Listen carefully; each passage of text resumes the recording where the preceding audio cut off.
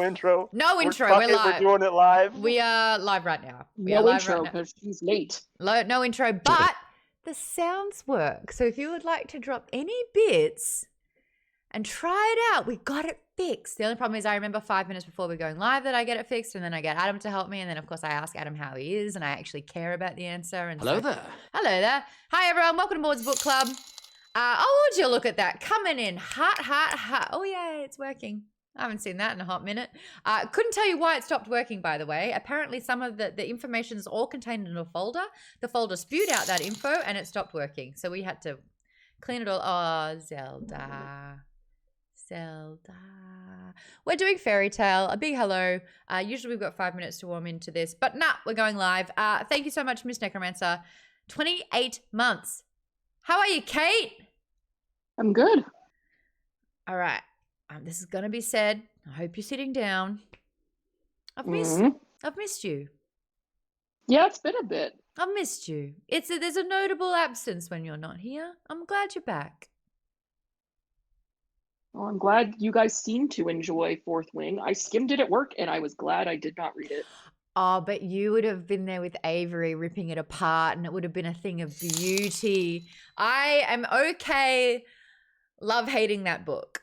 There's parts about it that are arguably a problem, but there are other parts about it where you just can't put the damn thing down. And like, yeah. And that last I just think I was too much in my, I would have started saying some heterophobic things and I just would have been like, I'm out. Chocolate! So the thing is, the chat can't hear when these sounds go off. So I just start making outrageous faces for no reason. And you can't hear that I'm screaming, chocolate! No, I threw out all the other old chocolate because it was a bit old and I didn't eat it in time because I was trying to be good.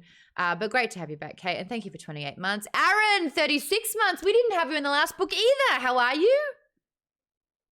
I am good. I am coming off of a head cold, so. You sure it wasn't COVID? Because I sure did that. I had COVID. Nope. Thankfully, it was a head cold. I can hear it. I'm glad you're feeling better. So you missed Fourth Wing as well. Yes, I did. Are you devastated about it? No, I am not. Enough said. I will say though, I mean, there are statistically more men than women or non-binaries in our book club, and the guys liked Fourth Wing, right, Thierry? Oh, he did a little. It had his moment. You burnt through that, pun intended. Yes, I did. It was an easy, fun read. They were, yeah. I think I gave it a 3.5 out of 5. I think I gave it a 4. Because, you know, like it's a testament of good writing to want to continue. And that last chapter, I was like, I'm in for the ride. Another pun. Yeah, same. Yeah. Last chapter, it's a hook for book 2. Hold on. You didn't hear it? I thought I heard it. What? Hear what? What? Hooray, we can't hear the chocolate sound. You can't hear it? I sure can hear it. I can absolutely hear it. Aww. Adam, did you hear it when it played? I heard it. Yes, we can. Thank you. Adam, straight on call. Look at that. Multipass. You heard that? KP Dubs dropping that one. Oh, I thought you were saying that we couldn't hear it, but we did. Got it. No, those sounds for the last month or so just somehow stopped working, and so the bits were not biting, so to speak. Lisa, 23 months, just like Maude's age, 23. Thank you, Lisa. I know you're vying for the top spot. You're going to have to fight Colleen, but you're up there. Hey, Colleen. How have you been? I see you, clever girl. Yeah, well, it's a little crazy here right now. My brother-in-law's in the hospital. He had they discovered a hole in his stomach. Oh no, that's not good.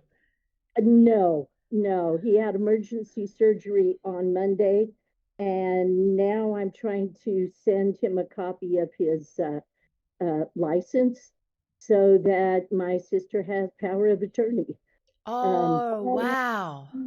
Because on top of everything else, they're in the middle of a lawsuit.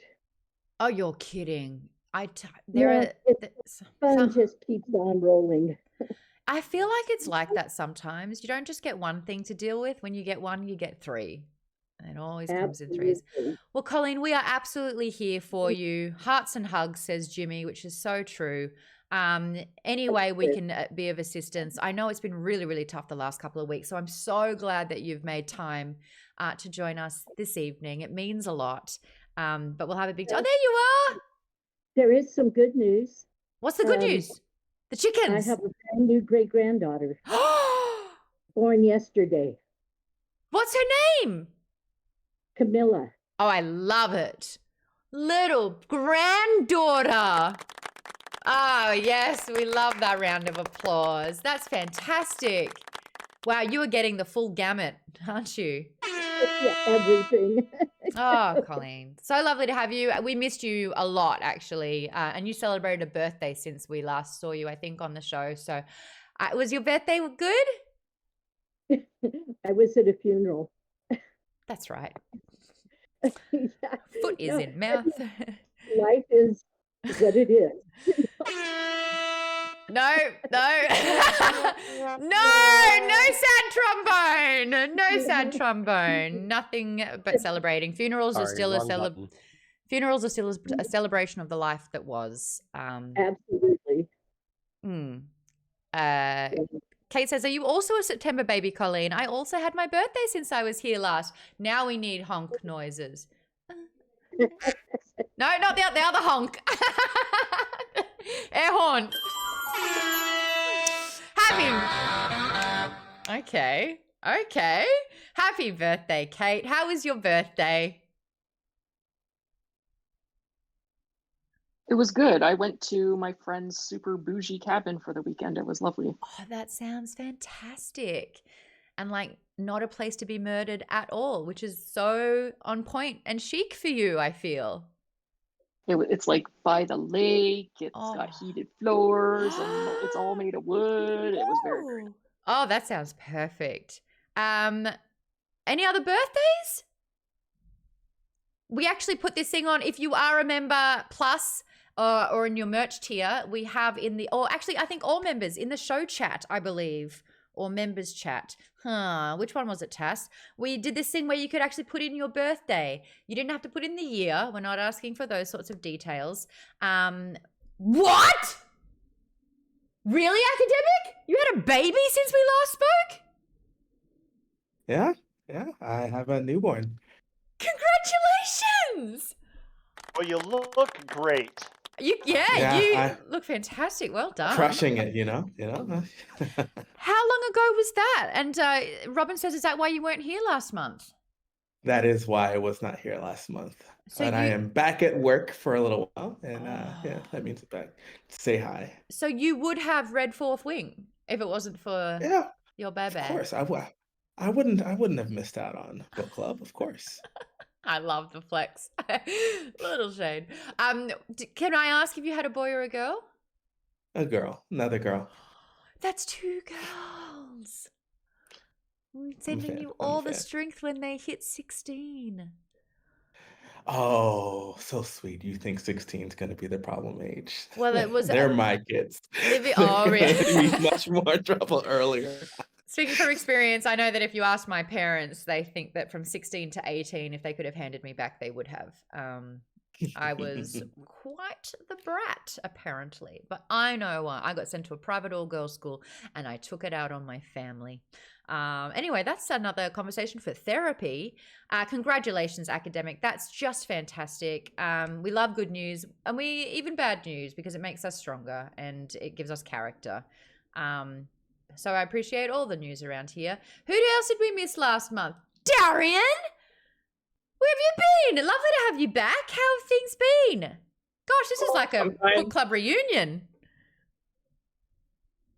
I'm fine. How was life? It's all right. A lot of work. You gonna give me some good news or bad news? Well, work took me to Jamaica for a whole week for the first time ever earlier this year. So, can't complain about that. How's Jamaica? Really nice. I've never been. Really nice. I'd love to go. much nicer beaches than Trinidad. Really? Yeah. Oh, see, now you're just A like lot more a touristy tour as well. guide. Yeah. All right. Well, you know what? Being busy at work and going to Jamaica on the side, not a bad thing. Not a bad way to spend your time. Big fan of that. Paid for everything, I not complaining. I really admire that. Well, lovely to have everyone back, and great to see the champions who got through last month with us all. I actually thought no, that's Fairy Tale. I would have thought that Fourth Wing would have gotten us more people instead of less last month. But I think, you know, it doubled our fable. So we got more people interested, and we're going to be doing the sequel in January. I just saw Aaron's face. It went like this. We're going to be doing the sequel in January. I know when I'm going to skip. Or you can... But there are other books to look forward to, though. That's true. Oh, that's true. Because next month we'll be doing Iron Gold. We will be continuing the story of Darrow in the Red Rising series. Books 1, 2, and 3 were quite contained, but we have all voted and decided that we will continue the reign. And we're going to be doing books 4, 5, and 6 early next year. We're going to break it up because the books are quite a lot.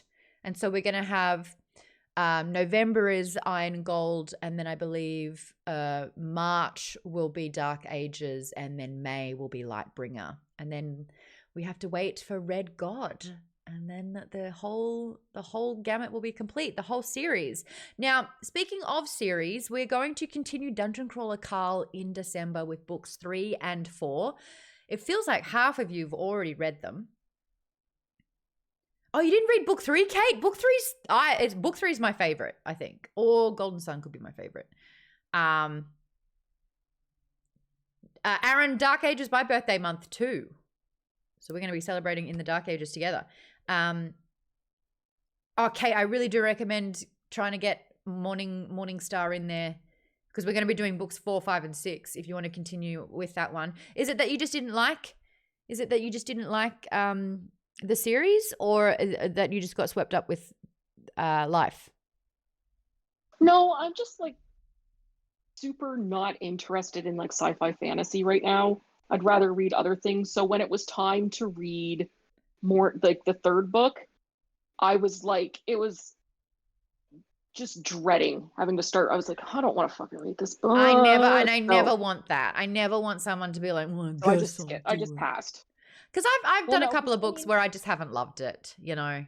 Well, and it's like, you're in a little bit of a different position because you're the host, so you kind of have to. It's your job. But, yeah, but I also get a big say over the books, and I've changed around that schedule a lot. Just like, as far as being a bookseller, I've seen so many people learn to hate reading because of obligation reading. Like, you see it with kids in school; they're forced to read. Like, I love that book. I know. I just didn't get it. Yeah. I wish and I even bought it so that I could. It's the same thing where it's like, you see people who it's like they force themselves to read a book and they end up hating it, and they start to think they just don't like reading. And no, for that one, I thought it was that. I just felt like that one. Short for that. Oh, sorry, we keep interjecting. Sorry. I've missed it. It's what we do. I felt that I wasn't smart enough for that book. And I noticed how people were just like, it's so well done. So I chalked it up to not really being able to retain what the narrator was saying, because like my brain was just like opting out. And some narrators have the capacity for me to do that. It's like it just shuts a door. So I bought the book, and reading the book actually helped. And I think I'm actually going to do that for books 4, 5, and 6. If you've been listening to books 1, 2, and 3 of Red Rising, we actually have new, we've still got Tim Reynolds, who has done the originals, but he just plays Darrow. There's other points of view. So we have new narrators, and it didn't help the book for me. I read Iron Gold because I wanted to try and read as much as possible, because I was going to the Lightbringer Barnes & Noble Q&A, and I didn't want to have major plot points spoiled for me. Turns out there were no spoilers at all, and I churned through Iron Gold and 10% or 20% of Dark Ages, and nothing was spoiled anyway. but I just definitely noticed I was not having as good of a time because of this huge change with the narrators. So I'm going to read the books physically. But I think, I think that what I noticed the most is when, even if I wasn't enjoying it, coming to a group and hearing everyone weigh in on it absolutely increased my appreciation, the joy of the book, how I could take on what I'd learned, because people were picking up things that I absolutely missed. So it was such a more rewarding experience having that, which is why I think we always do halfway check-ins, so that you're not struggling through an entire book and then getting answers. So we can kind of like, set that tone and come in together as a collaborative force with it all. All that to say, if you are not excited to read a book, do not read it. Reading should be fun. Reading should be at most bearable. And I used to be one of those people that I was like, I have to finish this book. Like, I started this book, I have to finish the whole thing. And it's just, there's too many books to read, especially when you work in a bookstore, right? It's just, you keep seeing all these books come in. That's just like, oh, that'd be good. Oh, that'd be good. Oh, that would be good. And then you're stuck with this other book that you just aren't interested in. It's just like, I have let go of that. I must finish this book. It's just like, no, I'll tend to skim. So I'll like, and if I'm like, oh, this is getting better, I'll go back. But if it's not, it's like, okay, I'm done. I'm going to move on to something else. Perpetual what to read list, basically. Yeah, that's what academic says. The infinite TBR. So I don't know. I might try and go back and read, but just right now, I'm just not interested. It's interesting that you say that, because I read multiple books. I mainly listen to books now. I like 90% listen to books, 10% read books now. And I would have a plethora of books because it would be what my mood was asking for. And I feel like sometimes you really want that sort of like gritty, dark storytelling that you're invested in. Because I was reading Nevernight by, is that Jay Kristoff? Is that? Yes, it's a great book. Right? I stopped at about 30% because I was in the mood for that, and then I wasn't in the mood for months, and I just stopped. But then there was also this thing that I think, Lisa, we were thinking about putting it on the list for next year. And so I was like, well, do I want to read this entire book? Just have to read it again in like 6 months. But that's one that I feel like I have abandoned. And it wasn't bad. I was enjoying it. The narrator is a little bit much though. So you really do have to be in the mood to listen to him. That's a thing too, where it's like a book you would normally be into and a book you want to read, but you're just not in the mood. So then it kills your opinion of the book. So it's okay. Like, we do that all the time at work too, where it's just like, this is just not the right book at the right time. I need something, like, if it's like a serious book, it's like, I want something that's a little more lighthearted. Yes. So it's like, okay to be like, this, not this book right now. I want to give this the chance when I'm in the right mindset. You know what I'm always in the mood for though? Dungeon Crawler Carl, especially listening to it. That is always a goddamn good time.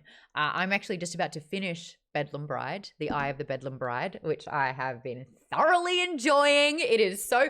Patrick Warburton is in the book. He narrates characters in it. It is so perfect. So I'm excited to go through books 3 and 4 for that one in December. I'm trying to get my brother, actually, because I put him onto the books and he's been listening to them and loving them. But apparently he's going to be at work because it's going to be on a Friday for him and in the morning. But people weighing in on mood reading, going with the mood. And Academic says, yeah, I actually struggled to listen to Iron Gold for a third time because the narrators are distinctly harder to listen to. I'm looking forward to the recast. Kay Freya says, yeah, same recast was needed. Colleen was weighing in on Fourth Wing, saying it wasn't for me. The main character was just like too much, like dealing with my middle school students' drama. Completely agree. Like, it's just the landscape where the characters exist does not match the inner dialogue that is happening. It is so contradictory. But like, freaking dragons just kill everyone all the time. Anyway, I can vent about that until I'm blue in the face. Baka says, hi, Maude. I hope that you're doing well and that your day's been good. Hello, chat. Hi, Baka. Lovely to have you here. Kate says, I can't wait to get back to Dungeon Crawler Carl. I purposely haven't been reading ahead because I want to read with the group. Love that. What else have we got here? Thierry says, I will be reading, but I won't be able to make the live shows for a couple of years starting this November. Congratulations on the new job. Interesting time shift, 3 to 11. That's going to make it very difficult to do these. Is this the last one today? Or have we got you for the next couple of weeks? I'll be training for, I'm pretty sure, the rest of October on day shift. So we'll be able to finish the fairy tales with you guys. But yeah, November probably going to be starting my my evening shift. Oh, is there any way you can put a little earbud in? We're going to find out. No. Oh, we're going to find out every loophole we I have can. to wear hair plugs at work.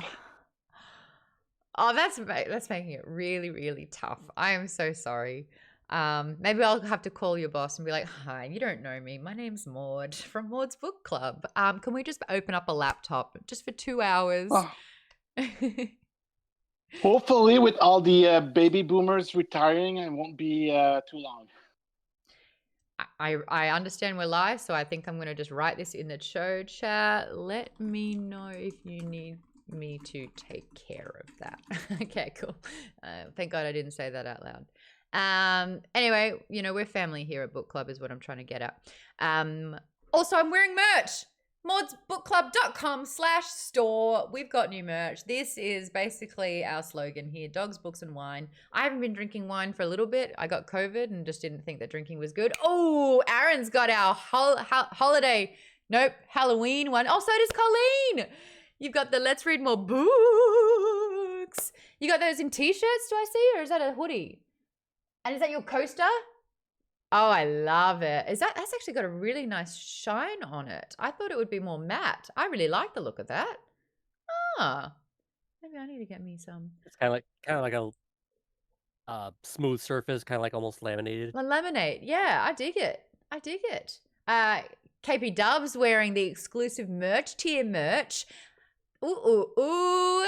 And so's Vaden. I love it. It's so funny because all the cameras are like here. And so when I see the top of someone's and someone else is wearing it, it's like trying to get it in shot. Vaden's got his merch on as well. In fact, we've got a new merch design coming up. We went space themed for this one. I'm asked to make a little tweak on the design. I kind of want to see if we can get MBC in the NASA font. I think that boop, boop, boop. Yeah, I want to try and just make that little tweak. But the cool thing is that we've got an in-house designer that is working with our merch tier members to come up with a design together, because you cannot purchase this merch. It is only through that specific tier on Patreon. If you want to get Money Can't Buy merch to support Maude's Book Club and be a part of the community and be a part of the show chat that we have, and be in a video call or an audio call so we can all talk in together. We all hang out after the show for about half an hour as well to get a good debrief, which is why I know so much about everyone in this community. Such good people. Get on board for that one. The Members Plus tier, you can find it all patreon.com/Maude's Book Club. In fact, there'll be a link soon as well. Lisa said, I just ordered a special edition of Iron Gold and Dark Age from Fairy Loot. Oh my gosh, I just found out about Fairy Loot and Owl Crate last night. Wish I hadn't, because I got my tax bill for last year. I have so many editions from Owl Crate and Fairy Loot, it's ridiculous. Also, if I ever move back home, it's like, I love books, but they are very expensive for being not expensive items. You want to move a set of books, it's cheaper to replace them. So I know this because my friend Rob Kaczynski has moved back to the UK, and he is a huge nerd. Rob Kaczynski was in Pacific Rim, the Warcraft movie, big nerd. We bonded over our love of Drizzt, the R.A. Salvatore books, and he gave me, I think, 4 boxes of every single Drizzt book. And I have such little room for them that they are stacked up behind my television in like this mini book wall, and under my bedside tables are all stacked up. Like, I'm drowning in books at the moment. And I honestly think it'll take me 4 years to get through them, because I'm on Sojourn at the moment, where, if you know that, that's like book 3. That's book 3 out of about 56. I don't know. Someone tell me how many books are on that series. Vaden says the genre tag on the book said horror in Goodreads, but it's definitely not. so far, at least. This is Fairy Tale. Thank you for the segue. We're getting back on track here. Jimmy, you just shook your head. This is what I see. I Yeah, can it's see not people. horror. No, it's not It's horror. not No, it's Yeah. wonderful. In fact, it's slice of life for the first third of this book, which we'll talk about. I think we're going to run late today. I just feel like we've got so much catching up to do. What have we got? Oh, Duga says, hello all. I'm excited for this Fairy Tale Part 1 discussion. Yes, for those that don't know, we're doing Fairy Tale, the first half of it. I hope that you've read it. We're going to get stuck into it. I've got notes. Those that are members have access to a show document that we can all add to. Vaden, I saw that you helped me out with that one, and I appreciate you. Thank you for doing that. Star Pilot 6 says, that's why I dip in and out of book club here. Sometimes I'm just not into it, though usually if I can make the stream, I still will, because I just enjoy hearing people excited about books. Blue Reader Gal, hello. If you are in the Discord community, check out the, I believe, In Writing channel. Blue Reader Gal posts her blogs about book reviews, which is really fun. So you can check out her stuff too. She says, yes, this is what I do sometimes. Read the book and then switch to another to get the spark going and then go back to it. That little, like, mood bouncing, I guess. Kay Frito says, I couldn't listen to multiple books. That sounds like a superpower to me. My brain couldn't.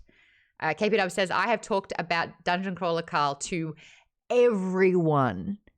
I see whether they want to hear about it or not. Vaden says, yeah, book 6 of Dungeon Crawler Carl continues the awesome. Academic says, there are some books that I've really liked that I still haven't finished. The narrator is great. The story is great. The pacing seems great. I just haven't picked it back up. Shadow of the Gods, that was mine. I bailed on it. I got about 20% through Shadow of the Gods and I just couldn't. And I remember like doing a post about it and I was like, I've heard great things about this book. I am 20% in and I just have no desire to continue. Is it a huge mistake if I do not finish it? And some people were like, this book is brilliant. If you're a fantasy nerd, this is must read. And then half the other people was like, don't bother. Where are you at on it? I don't know. I feel like everything is in line for it to be this great story. And yet I started it like over a year ago and I'm like, oh, this is a lot. This is just so much. Everything is not necessarily dark, but it's you care somewhat about these characters, but then as soon as you start caring about a character, you have another set of characters that you have to carry. It's so much. It's so much. And you can tell that the world is so deep. Just I couldn't do it. And then I was like, ooh, look, something on my TBR just popped up, the new version. I gotta finish the next series, part in the series. So yeah, that's what happens. I only TBR's too borrowed long. I borrowed that book from Libby and the time just got up and it went away. I was like, all right. But it's interesting that you were able to retain about the characters. I couldn't tell you 3 things about the book. So I think it's the narrator. I think he's got the kind of voice where he talks and all I hear is wah, wah, wah, wah, wah, wah, wah, wah, wah. He's definitely a lot more melancholic to fit the gritty, dark undertones of the book in this setting. I get it. I totally understand. But you're right. It's a little Charlie Brown parent-esque sort of thing. He was picking up what I was peanutting down. I don't think that made sense. I didn't stick the landing on that joke. Peanut what I was putting down. That would have been better in hindsight. What's hindsight? No, Terry still didn't like it. He gave me a ixnay on the peanut A. I got sad tromboned. Academic says we can create a double shift book club. Woohoo! I just read you a comment, Kate, about trying to get Terry into book clubs while working. Duga says, I'm embarrassed to say that for much longer than I'd like to admit, I thought the fairy tale cover from afar was the scales of a dragon. So did I. I absolutely thought there was a scale of a dragon. Look at it. And it was its eye. And even like that around it, I thought was like a tail of a dragon. And it took me a while to be like, oh, that's the dog. And that's the boy. And that's the spiraling staircase down. Yes, Aaron? Which would have been in theme because he wrote a book called The Eye of the Dragon, which was another fantasy book. That would have been the perfect cover for it. Tim? Yeah. I just wanted to say, I feel like I'm still like in the very early phases of this book, but I feel like the cover is intentionally like that. Like, it's supposed to look like an eye of a dragon or something intentionally. Like I'm 100% on that. I will put money on it right now. By the end of the book, the cover will make sense. Okay, you heard it here first. I like that. We had a foreshadowing part, and what do you think? Predict for the second half of the book. We're about to spoil the shit out of this book for you, Tim. Are you ready? But honestly, the pace I'm going through this book, I will forget by the time I get there, so I'm not worried about it. Can I Okay. just say I have this so then? much going on that I'm on the- chapter like 3.5. The cover is basically a spiral staircase going down. Yeah. But it does look like a dragon's eye. It really It does. It looks like I a will dragon's agree with eye, that. and I'm sure that's intentional. No, it's a dog and his boy, a boy and his dog going down some stairs. It's in front of me, and I know it is, but I still cannot unsee a dragon's eye. It's there. It's staring at me. Lindsay comes in to say, Shadow of the Gods is amazing. Book 2 is even better. Must read. See what I mean? This is a dilemma. Aaron says, I felt that way with Wheel of Time. There are so many characters, especially as the series goes on, and then they won't come back until 2 books later. And then me, the reader, is expected to remember them. I read the first book twice and never got better. Although Rosamund Pike, I think, is going to narrate more of them, and listening to her. Yes, academic, I know you got something to say. I know you got to stop typing. Just tell me. So I've been thoroughly enjoying the TV series, but yeah, I really wanted to listen to the Wheel of Time, but all of the old books Michael are Kramer. really old. It's fucking Oh Michael my Kramer. goodness. Everyone here But I knows love I've got Michael a Kramer. No. I love no. I love Michael Kramer. I think for the amount of work that he does, he is still he's not like my favorite narrator, but he's definitely a well-read, and I can get through it. However, the material, like I think the book was recorded in the 90s, early 2000s. Yeah, You can yeah. tell. Because it's all right. It's Simon Vance and it's Michael Kramer pretty much exclusively for all the fantasy books. Now, Simon Vance, I've got like I really liked him, and now I'm like going again. But with Michael Kramer, it started rough. I remember I got Way of the Kings. I bought it in 2017 and I was so ready. I listened to that first chapter 3 times. I have no idea what happens in this book. And then we did it for Mistborn, and I bought the books so I would read while listening. And I will say by the 3rd book, I had really become accustomed to Michael Kramer's narration. Michael Kramer sounds like a 1950s Pan-Pacific broadcaster sometimes. And this is how he will speak, I find. You got to be in the mood. Got to be in the mood for Michael Kramer. You know, if I met Michael Kramer, I would fangirl, I think, because he really is a hero in terms of like his vast reading of half of fantasy ever on audio. Yeah, I agree. I don't say he's the best narrator, but I do say that I'm glad he exists. So there's that. I like that. Kate says, Wheel of Time was one of the few audiobooks that I've done, and Rosamund Pike is the only thing that I enjoyed about the experience. Terry says, Rosamund Pike is the only reason why I finished Wheel of Time. If I had to read it, I would have burned it after 2 chapters. Hold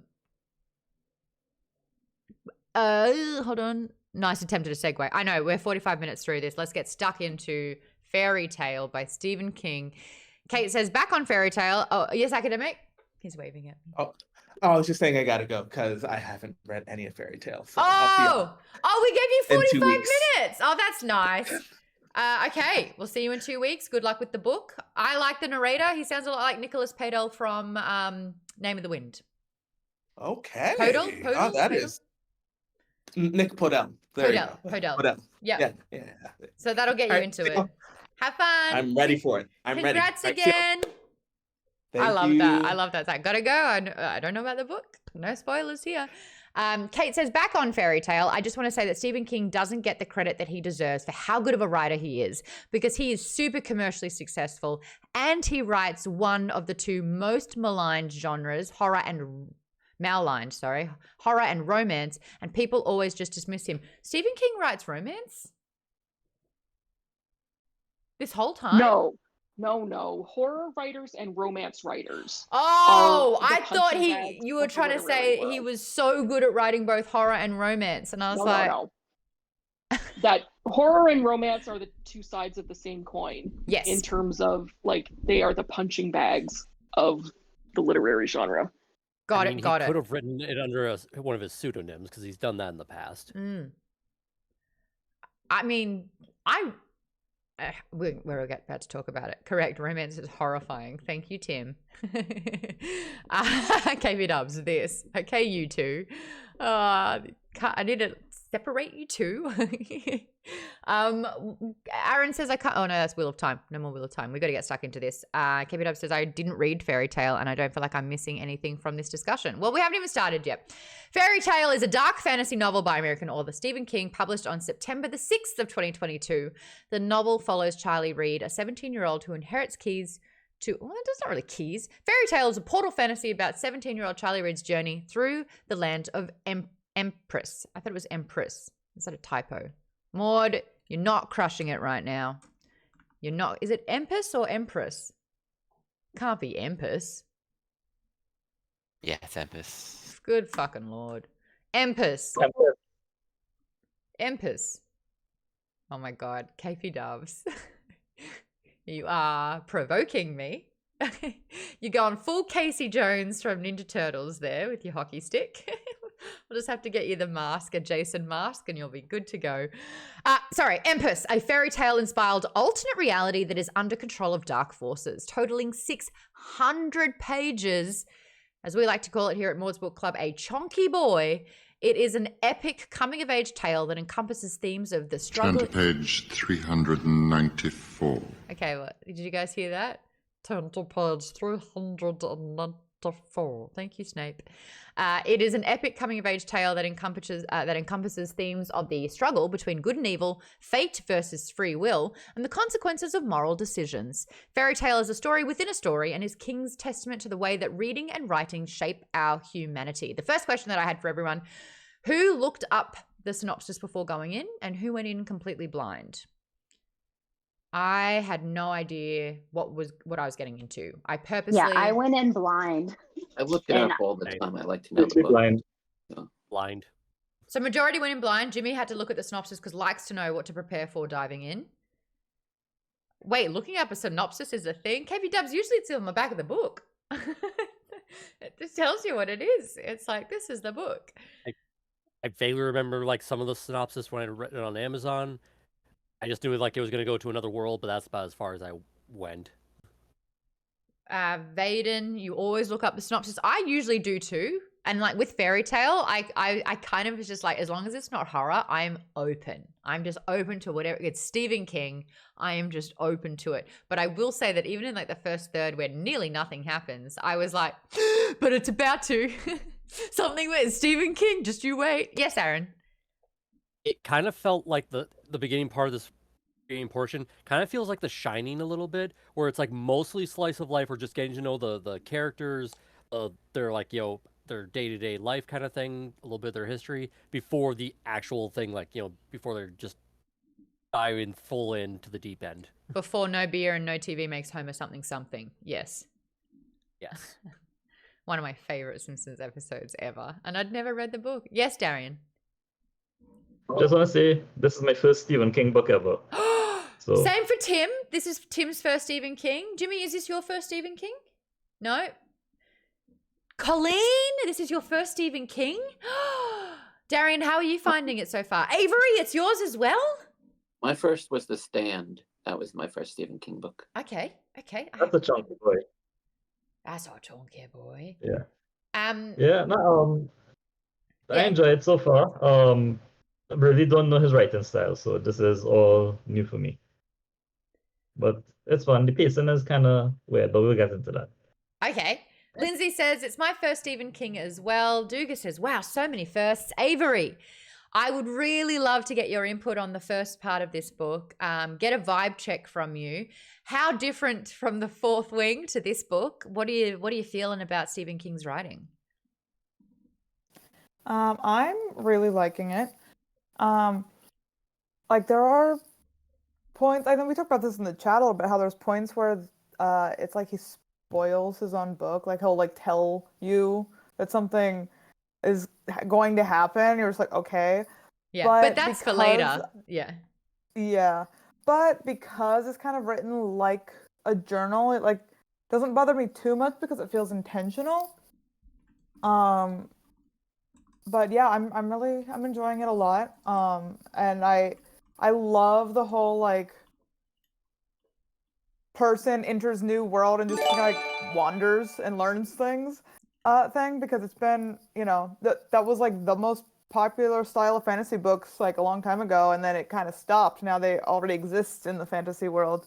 So I love kind of that classic storytelling element of it as well. The exploratory, like we're learning with him for the first time, and it's not exposition heavy because he's just like asking questions, getting information. It feels almost like a quest with stops. It's like you have to meet certain amounts of people. Anyway, I'm getting into the third part. I'm going to split up this conversation over the next hour and a bit to talk about part one, the setup. And the setup is who Charlie is, the situations that he's in, and how he becomes who he is. And a lot of it's to do with trauma. Part two is Mr. Bowditch and Radar. And then part three will be descending down the stairs and going into this new fairy tale world. So they're kind of like the three breakups on this. The first one we don't have to go into too heavily. I did find it the most fascinating though. I will talk you through the notes that I was roughly taking because I jot down on my phone, or I will try to dictate. And I have to dictate an American accent. So, whoa, that's a fun time trying to decipher that afterwards.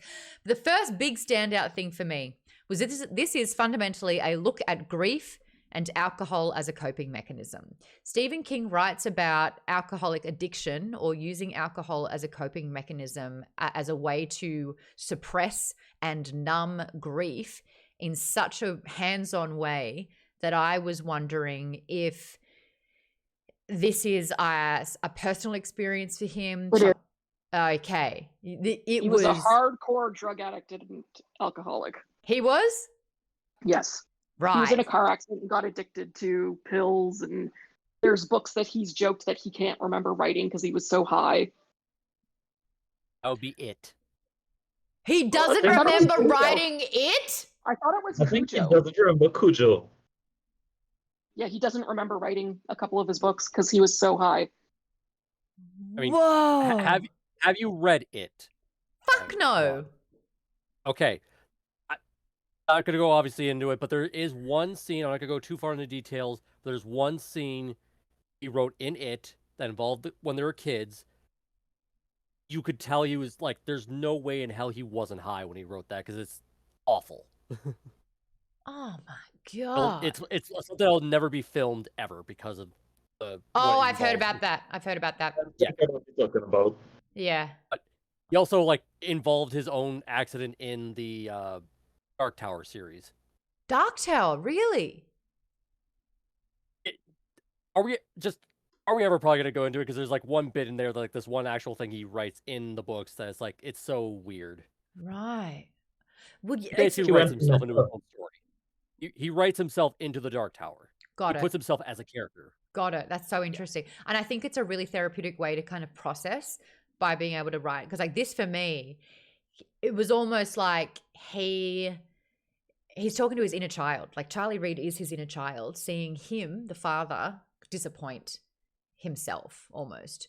But it was done in a way where it's yeah, sorry. I've not read it. I'm never going to read it. I'm never going to read that book. No, thank you. No, thank you. Clowns, not a chance. You got it in your bookcase, Darian? Is that what you're about to pull out? I don't want to see it.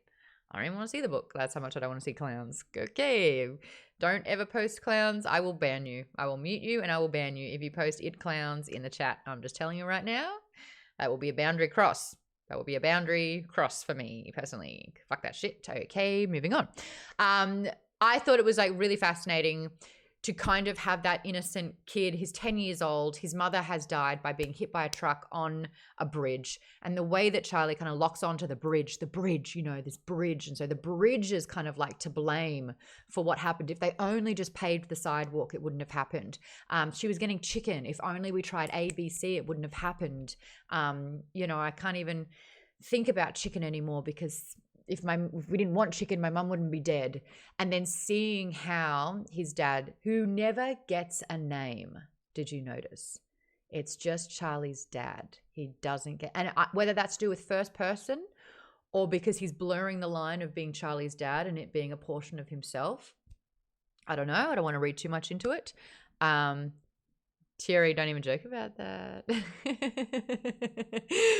He threatened to go in clown makeup for the last show. I'll just put you in like a lower third in the corner here as a clown. Just like, that's actually quite funny. But yes, father doesn't get a name, but you see the deterioration of his father not being able to cope with the death of his wife. And he turns to alcohol and he hits rock bottom. And it's interesting to hear a 10 to 17-year-old process sort of like resentment, but not in a way where he becomes angry at his father, but also seeing how his father turns to shame. It's not a continual numbing. A lot of time addicts will kind of not take on sort of the responsibility. That's not fair at all. But it's easier to deny that it's a problem than it is to face that problem. And that's usually the first step. It's acceptance. It's like, okay, I have a problem. And so I just thought it was so easy that the father continually did try to be a good dad. And instead of going into rage or anger, he turned to shame. And you saw the shame in moments when he threw up and he lost his job and he's kind of hitting rock bottom and he's looking at his son and sort of pushing him away a little bit, but then apologizing. And it's so interesting hearing Charlie say, like, almost the apologies are worse. Like, that's harder to hear than what's going on. I just want him to be better. And Charlie turning to faith and religion to find an answer. So he prays to a God that he's barely acknowledged his whole life, because he needs help and it's bigger than him. And he makes this pact. So I find your lack of faith disturbing. Is that about religion? Is that you, Robin? You're like, yeah, that's like the slogan of Christians. Just more faith, more faith. But it was interesting. Oh, his name's George? Whose name's George? The dad's name's George? I missed that. I'm coming in halfway through a combo. You about to say something, Vaden? No, just Jim was mentioning the guy's name was George. Yeah, Charlie's father is George. Oh, it is it's George? Oh, okay, that's interesting because I double checked it and it was like, it didn't have a name. I was like, oh, maybe it was mentioned. George. Oh, 10 points to Jimmy if you get it though. Well done. Because it debunks my whole thing. But yeah, just Charlie recognizing that in this father-son relationship, he had to become the father. And I've had childhood friends that had very disruptive households, and they were the oldest with many younger siblings, and they had to, at 12 years of age, become the adult in the family. And just how much pressure and responsibility and I guess if you reflect back, kind of like your childhood got stolen because they weren't able to be a parent and you had to take on that responsibility. And 12 years old or 10 years old is far too young to then have to play that role. And as a consequence, Charlie is very much in this carer mindset. He wants to become a carer. And I think it's really important that his father, maybe George, acknowledges that he's got a caretaking sort of relationship, but it does understand that things that happen to you shape who you are. And I think it was done in such a way that it's now quite apparent that this is Stephen King sort of like therapizing or channeling or unpacking sort of what he went through, but it's through a lens of almost forgiveness. And especially the more we learn about this, the more you see that Charlie does forgive his father. Yes, Vaden? Oh, just his dad did ask him actually that specifically about whether he's a caretaker like his friend Lindy thinks he is. But he says Charlie says that he's not a caretaker. He said that's not his personality. He just feels that kind of overwhelming like gratitude essentially or guilt toward his past and wanting to help in return for his father's sobriety. So I don't know if he actually is a carer or not. But he seems to think so. He is. I think it was determined when he would have done it for free. He wasn't gaining anything from it. He felt that there was a responsibility, and then if he didn't kind of make up for even those smaller things, you start hearing a little bit more and more. I will come to you, Aaron. More and more we hear, oh, but like me and my friend, we would throw poop on the windshield of the teacher's car, and he's almost like beating himself up because he's racked with guilt for that. So it's almost like this punishment mentality. And in fact, I wrote it, the fear of religion / prayer and an agreement made. I do think that there is something with the, if you give me this, I will do that. And it's interesting to kind of like have Charlie's thought process behind that, where it's like, well, my dad's got his own company now. He's on the up and up. Like, I'm scared he might relapse, but so far so good. So therefore I need to uphold my end of the bargain.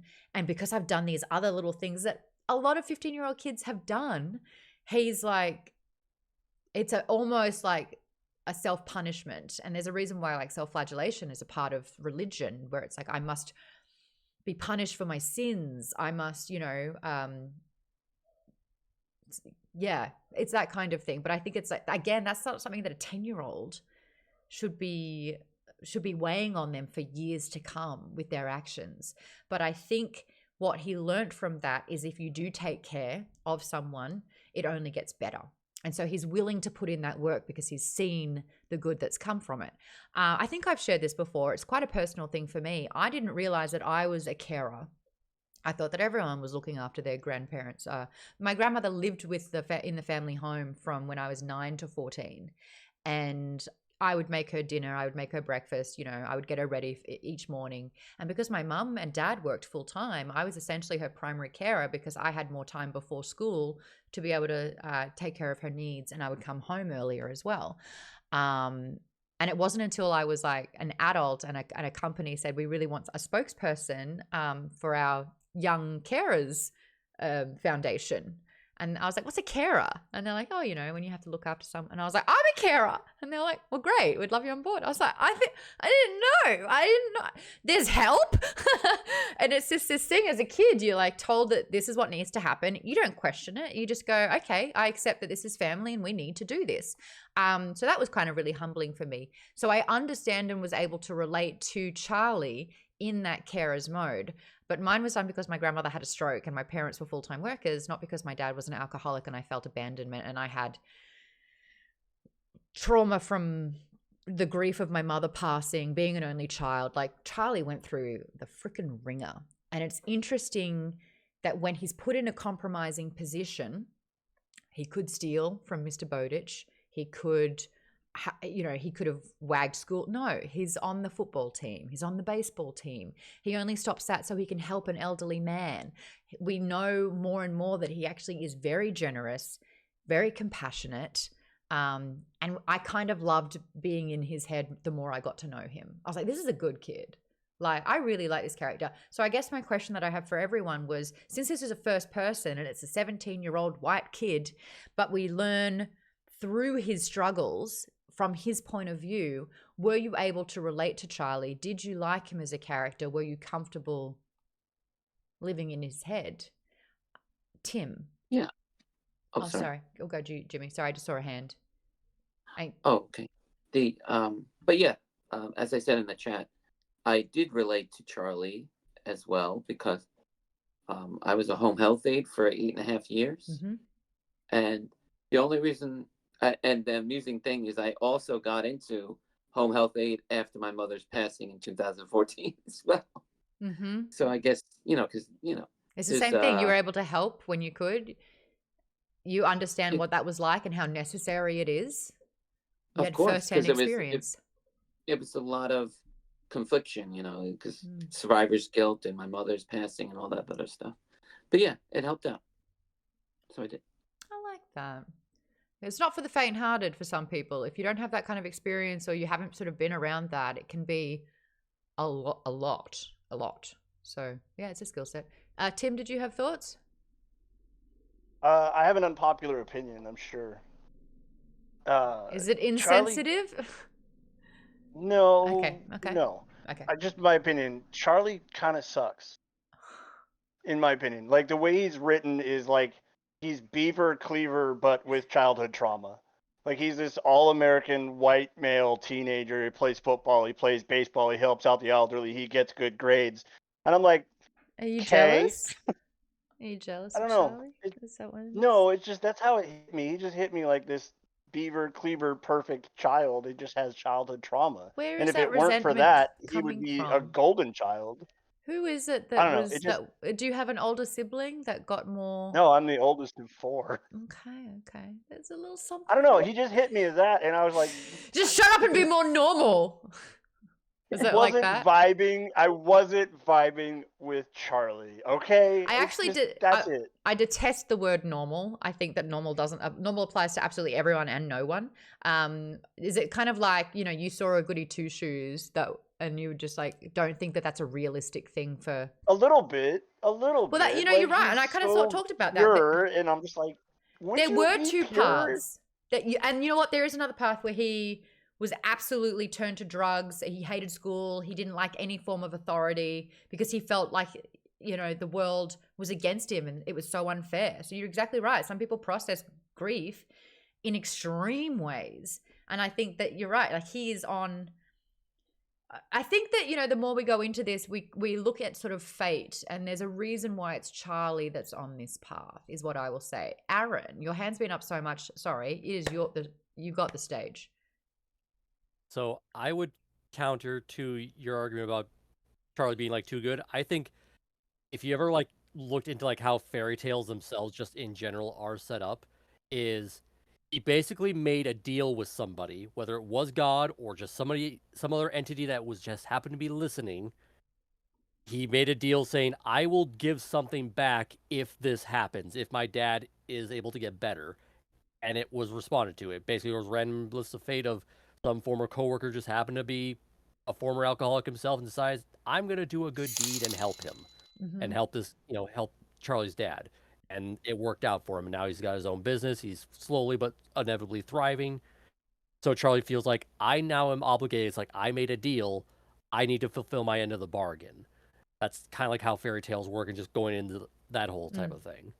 Colleen, you've got thoughts. And then Darian? Yep.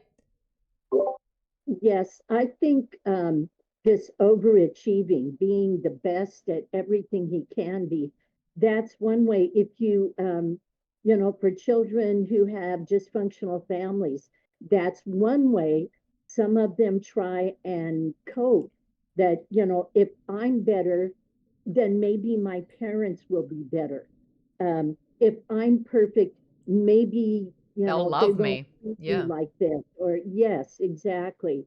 So I think there's shame, there's guilt, and he wasn't perfect because he keeps thinking back about things he did. And I think I've got some grandkids I have some very dysfunctional family members. And so some of my grandkids have had to go through a lot. And I've seen some of what they've gone through. And yeah, it can go either way. They can either become really hostile and argumentative, or they become overachievers. Tim, who scored? The videos are on. There was a touchdown. I or there know. was a Austin goal. Riley just hit a home run, so Braves took a 1-0 lead over the Phillies. 你好，我们好谢谢你呢. It sounded the same. I don't understand what you're saying. Darian, you had some thoughts. Is that cat butt? We're going to cat butt soon, Robin? We're going to cat butt hole soon? He's getting ready. I know. He's like, oh, Maude's there. Sorry, Darian? Yeah, well, just one thing. I don't know baseball. In the Caribbean, we only know cricket. Yay, cricket, Australian. I still don't yeah. like it. Don't get excited. I still don't like the sport, but I know that sport. I know it. Yeah. And the World Cup is going on right now. Just saying. Just kind of re-emphasizing what Aaron and Colleen said, and I actually wrote it in the document that a huge motivator for Charlie is shame, guilt, regret, because he treated and I think he intellectually knows it, but emotionally he's also feeling it that he made a deal, he's treating it transactionally, that I need to hold up my end of the bargain, so I need to be good, and that's how much he loves his dad. Yeah And externally, anybody who sees him would only see like, hey, this kid went through a rough patch, but he got his stuff together, and he's on his straight and narrow. But they don't know that all this guilt is gnawing away at him on the inside, motivating his actions on almost a daily basis. Kate, you've got some great thoughts in the chat. Do you want to bring that to the table? Which one? I said a few things. You did. Sort of what made Charlie Charlie, how it's, even though his father's like in a good place and he's 17, he's still sort of like really anti drugs, alcohol. Yeah, because he saw what temptation and drugs and alcohol did to his dad. So he's very much like, no, like I can't ever go down that path. So it almost made him, and because this is a fairy tale, the story is a fairy tale, that when you have like the knight in shining armor main character in a fairy tale, it's very black and white, because it's like, it's a fable, it's an allegory, it's a children's story, that the main character, the good character, is good and the bad person is bad. And that's not the way it works in the real world, but in a fairy tale, it's just life has molded Charlie to be like that overachieving, like super good-hearted, good-natured person. And he's also a child still. He had to grow up really fast, but he's still a kid. Yeah. So kids have that like magical thinking where it's like, if they like, you make them like promise something that has like more binding than like an adult. Like we know that like words don't mean anything. Like, but as a kid, but a kid, like the world is still like, magical enough for a kid, even a teenager, that there's like, but you said, that's a thing that like kids latch onto. So the fact that he made that oath to God or whoever is just like, it's like, well, I made this oath, I have to. And it's not even just like, oh, maybe it was just, obviously I was just reaching out because I was desperate and sad. But yeah, my bad, I'm good now, thanks. Yeah. I would argue that we actually, if adults grow out of sort of the power of words when they're older, being like, whatever, I just said something, it doesn't mean I have to do it. That is some bullshit. If you've read the four, what is it? Come on. The four, starts with A. What is it, Jimmy? I know you're trying to say it. The four, not amendments, the four. Horsemen of the Apocalypse. No. Agreements. The four agreements. Thank you, Jimmy. You're welcome. Not bad though, Darian, not bad. There is 4 of them as well. The 4 agreements, it is a great book, and basically there are 2 do's, 2 don'ts. That's how I try to remember it. And one of them is be impeccable with your word. And it basically states that as adults, we really need to be impeccable with our word. If we say we're going to do the thing, we need to do the thing. And I actually noticed that trait in adults, especially in the dating world. You say you're going to call me on Thursday night, where the fuck's the call? But if you say it, do it. And I think that that's a huge thing, and it's an indicator of a person.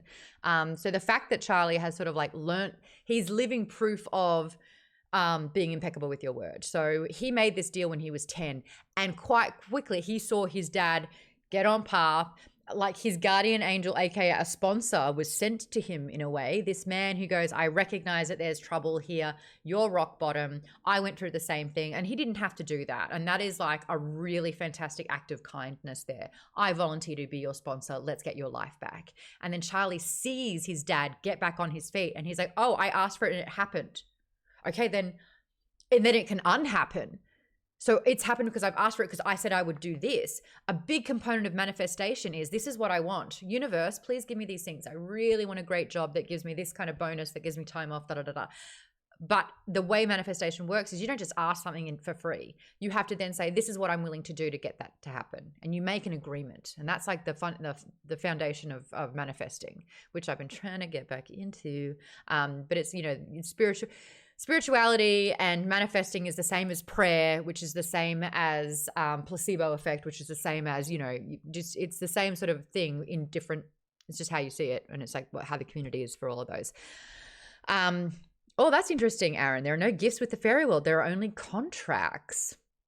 You're right. And it's not Faustian bargain. It's not the deal with the devil.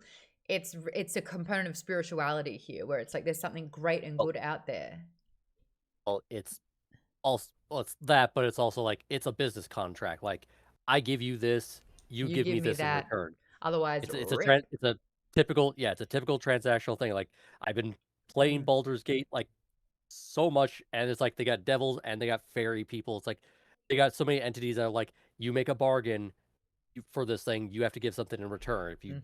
If you try to wiggle your way out of it, there are consequences. I killed the troll in the crypt, by the way. I don't know if you Harry know what does that means. finally, Yeah, I killed him. Okay, so this is part one, the setup. I really, really liked it. Let's introduce the Mr. Bowditch. Mr. Bowditch and Radar. What I really liked about Stephen King, and I want to kind of keep bringing this up as an overall thing, Stephen King is using pop culture reference. We know the time in which this is happening.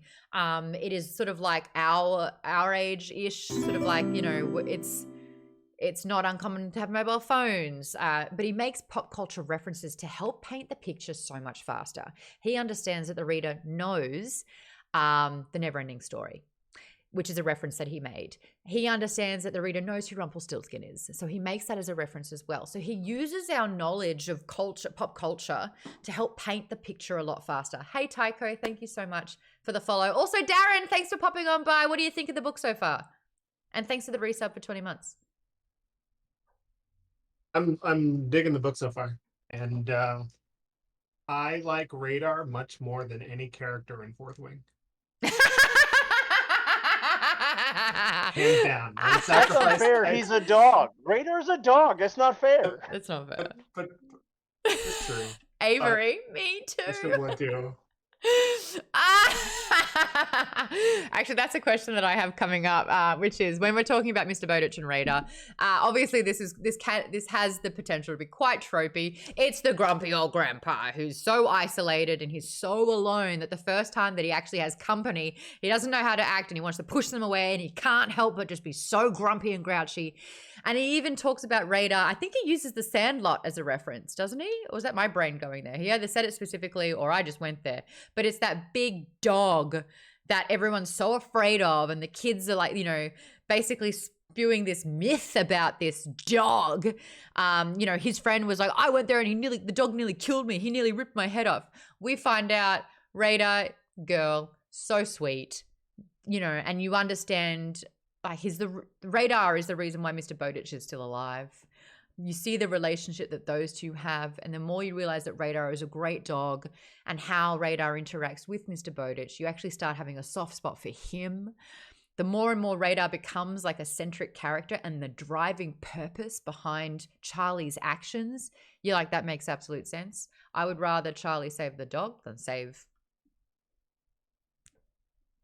anyone else. And so my question is, was Stephen King, is the smartest thing that he's done in this book so far make the purpose of this book to help the dog? Yes. Is that the reason why everyone's continuing to read this book? Is this the reason why you're invested in this book? How much of this book do you like because of Radar as a yeah? I would say so. Yeah, 2 thumbs up. Why not?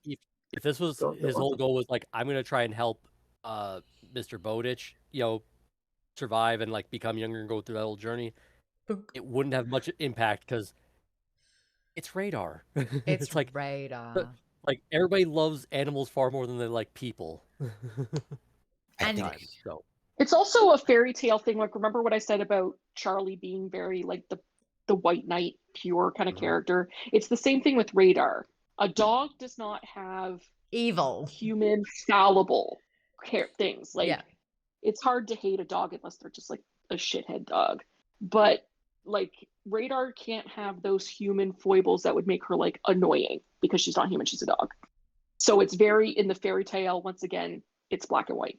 Yeah. She's a pure character that's like, we must save this pure dog. No questions asked. Exactly. Darian, you've got thoughts? Oh, Colleen.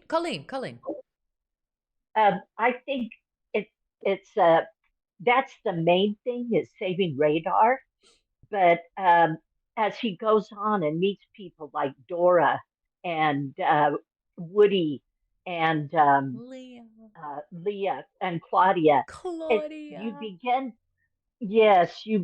to feel an attachment to these people as well, and want help for them. So his goal seems to be growing, and so does our perspective. Well, at least for me. I agree. Darren, you had thoughts as well, though.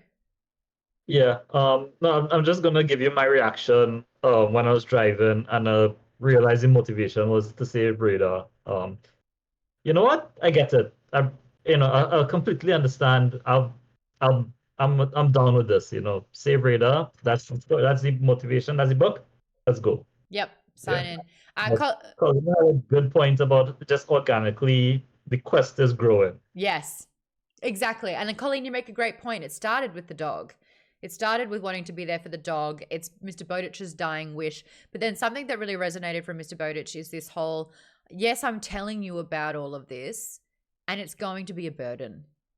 This isn't going to be something that you're like, wow, cool. The more you learn about this, the more you realize and recognize that the entire lands are cursed. And it's only getting worse, and you are going to start feeling responsible for all of the people that you meet because they are good people. And he made such a good impact on these people, and yet because of these the curse that has taken either a facial feature or the fact that their entire body is like kind of like churning and becoming gray, and they're becoming less and less a person. Like, that's when you're kind of like, yeah, Radar, but I want to help an entire innocent amount of people who are suffering. And I think that perspective shift was really, really interesting. So, Colleen, great point. Aaron. I just had a thought now after you're like going over like the whole Mr. Bowditch basically gives this burden to Charlie. And I'm wondering if Stephen King is like following in a weird twist on the whole hero's journey with the call to adventure and the reluctant hero and like the refusal of the call. Maybe he knew like, if I don't present this in just a way to Charlie, he won't go and save this world that I also care about.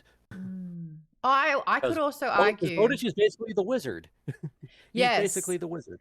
I really want to. I mean, I was going to go into the whole Mr. Bowditch's breakdown, how Charlie steps up as a primary carer, how his work and sport commitments and school suffers because it becomes a priority, how his father does support him in this role, but is also like, oh, this guy, I'm doing some background checking on him. Some things aren't making sense. We're learning who is Adrian, who is the title owner of the house. Some things aren't adding up. Why does he have all of this old equipment? Why, he's got a car, his license is fake. There's enough breadcrumbing here for my interest to be piqued, is what I'll say. But I don't particularly want to get bogged down by part 2 as much, because I found it to be quite matter of fact. This is the situation. Mr. Bowditch was a grump. Charlie was going to help. He was going to help for not getting paid at all. Mr. Bowditch finally got out of his own way to actually ask and receive help for what sounds like the first time in a while. Mr. Bowditch starts really caring for Charlie in that same way. They do build a friendship and a relationship in this capacity. Mr. Bowditch had to be very vulnerable with his body breaking down. There was a lot of trust here. You understand just how lonely Mr. Bowditch was, and that he only had Radar. We could go into that, but I find that to be, I think we're all on the same page there. A couple of things that I loved what you mentioned, Kate, which was when he had the responsibility of taking the gold to that pawn shop, he felt really icky about that whole thing, even though he was excited about the money, and he like found himself kind of like putting his hands all through the gold, because, I mean, who has just buckets and buckets of deep gold chips in that way, So, but even that, he's kind of like, I shouldn't be doing that. He doesn't want to be persuaded or ruled by greed in any of these moments as well. Oh, yes, Colleen, I'm getting exactly to that, which is really cool. Hold on. Mr. Bowditch is definitely the old man in the Zelda series, but gives Charlie guns instead of a sword. Oh, that's so funny. It's dangerous to go alone. Take this bucket of gold. And my gun. Yeah. Avery says, I mean, I clocked him being way older than possible and being the original owner of the property right away. But I don't mind because fairy tales are supposed to be predictable, says Avery. There's not much that can get by you, Avery, and I love that about that. And in fact, I hope you're on Fable like calling things as you're reading, being like, I got a prediction. And it's like, ding, ding, ding. I definitely knew that there was something there. I thought that maybe his brother I don't know, stolen identity, something nefarious going on there. They planted the picture as well with like Norman Bates, it being the Norman Bates' house. So I was like, is there going to be something with his mother that we don't know about? The skeleton of the mother is upstairs or in the places that he wasn't allowed to go. Avery says, I wasn't super on top of it this time around because I finished reading about 5 minutes before the stream started, but I'll try to be better for the second half. Oh, I love that. Kate said, I thought that he would be from the fairy tale world because of the mention of him being a woodcutter, which is absolutely traditionally a fairy tale job.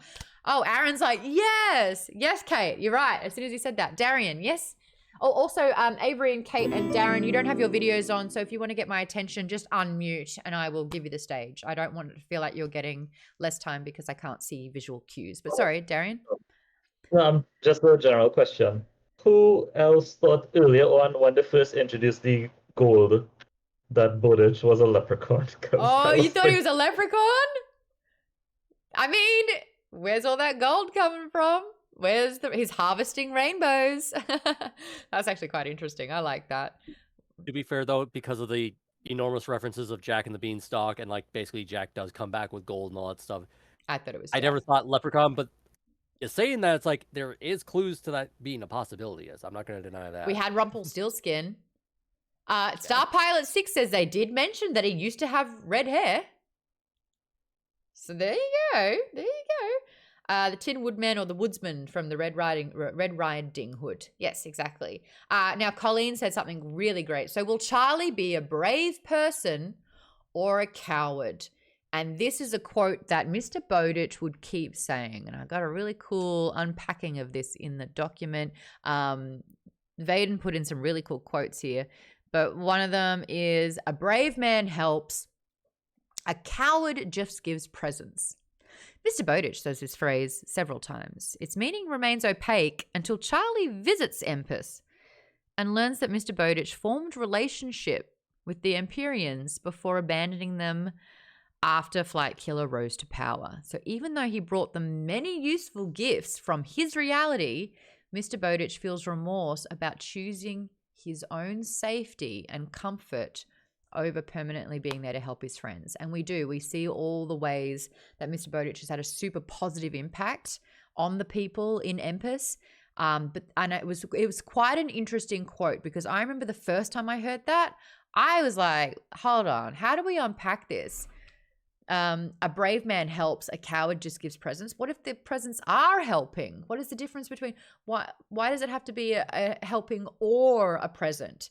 How is giving presents cowardice? Like I remember just being like, whoa, what a thing to say. And it's more and more fascinating the more that Charlie explores, and I do love his exploration of Empis. Empress. I think it. Empis. Sorry. Yes, I think it's the intention behind the gifts, though. Like, if Charlie was like, here, you can have, this chocolate wheel thing. Yeah, or like, how Adrian gave Claudia like rubber tires for her penny farthing bike. And it's like Charlie could have been like, here's the tires, I'll help put them on, and then we can go to like your house together and blah, blah, blah. So it's like he's giving her the gift, but it's not just that. Whereas Mr. Bowditch was just giving gifts. So there's the intention.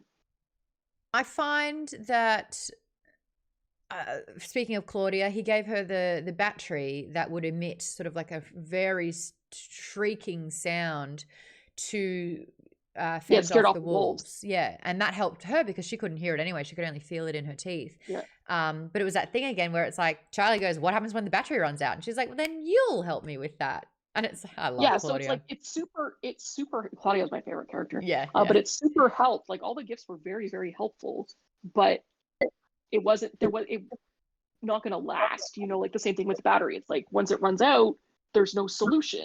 Mm-hmm. I mean, in regards, Darren just said it. The gifts seem to be more like Band-Aids, not really solving the root of the problem. It was just a temporal fix. Is that what you were going to say, Darian? Basically, yeah. Mr. Bowditch was just given things. He wasn't really making substantive action to change the situation. So it's like, putting a bandage on a wound. You're not Mm. really treating the illness. And I think Mr. Bowditch, upon recognizing that his body's failing and that he doesn't, have what he used to, he still has this mass amount of gold. And yet in his will, he's given it all to Charlie. Now, it says a few things with that. There was no one else to give it to. And that's how lonely he really was. But also, he's giving Charlie everything because he needs those resources to fight the fight that Mr. Bowditch himself wouldn't do. And I think was it Aaron? Yes, Aaron. That's why I think that Adrian is using Charlie to fix his mistakes, but making it Charlie's choice. And I do think that Mr. Bowditch died thinking that he took a coward's approach. And even though gifts were helpful and they all benefited from those gifts, and that the relationship that he had with them, like they adore Adrian and Radar, like they really had a good relationship. But you're right, at the end of the day, Mr. Bowditch would always leave and he would go back to his home, which became more and more dilapidated. And I think, it was kind of weighing on him. Yes, Aaron. I just realized that she just said that. It's basically Christopher Robin and Winnie the Pooh and Friends, where it's like he goes off to the real world and leaves the 100-acre woods behind just to be by itself. It's, and then he goes and grows up and gets older, and he never comes back. And he gives Winnie the Pooh a t-shirt, but no pants.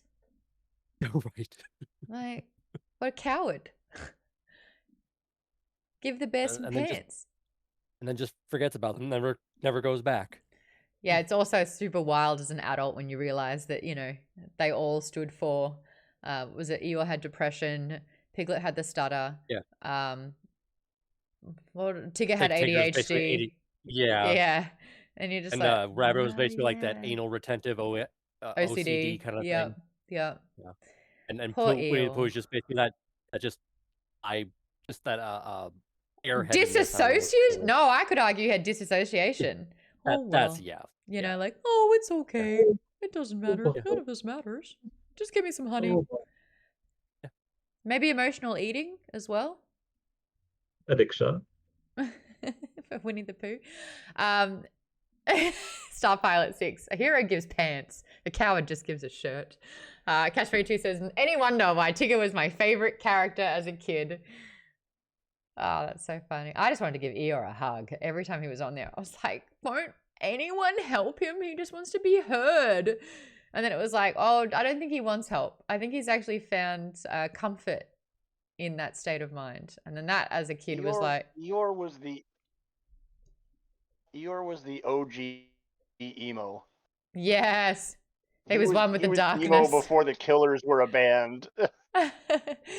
KP Dubs, he just wanted to be heard. That's so good. So good. Okay, so let's talk about the descent down the stairs. Actually, a little bit before that, Christopher... What's his name? Christopher... Polley. Polley. One of Fairy Tale's secondary antagonists, a short man who speaks with an oddly cartoonish effect. Polley robs one sycamore after Mr. Bowditch's death and threatens Charlie's life to get his hands on Mr. Bowditch's gold pellets. In the narrative's fairy tale parallel, he represents Rumpelstiltskin, a shrewd and greedy person who takes advantage of others for personal gain. He also represents the mundane evil of humanity. What a piece of shit. Did not like this guy. You're not supposed to like this guy. And as Kate says so aptly, these characters are wholly good or wholly bad. And even Mr. Bowditch, who wanted to present as such a gruff bad guy, he was just good. He was just having to live with the consequences of his decisions his whole life. But it's interesting to see Charlie's lack of remorse of good and evil as well. So, I mean, the dude tried to kill him. Tried to kill him with a gun on the back of his head. And then was going to get that safe open. And then kill him completely. And so when Charlie breaks a wrist to try and get free, you're like, great, sure. But then he decides to set him free. What was everyone's thought process with that? Were you like, don't kill him, absolutely let him go? Or were you just like, end the fuck up? Be honest, this is a safe space. And him.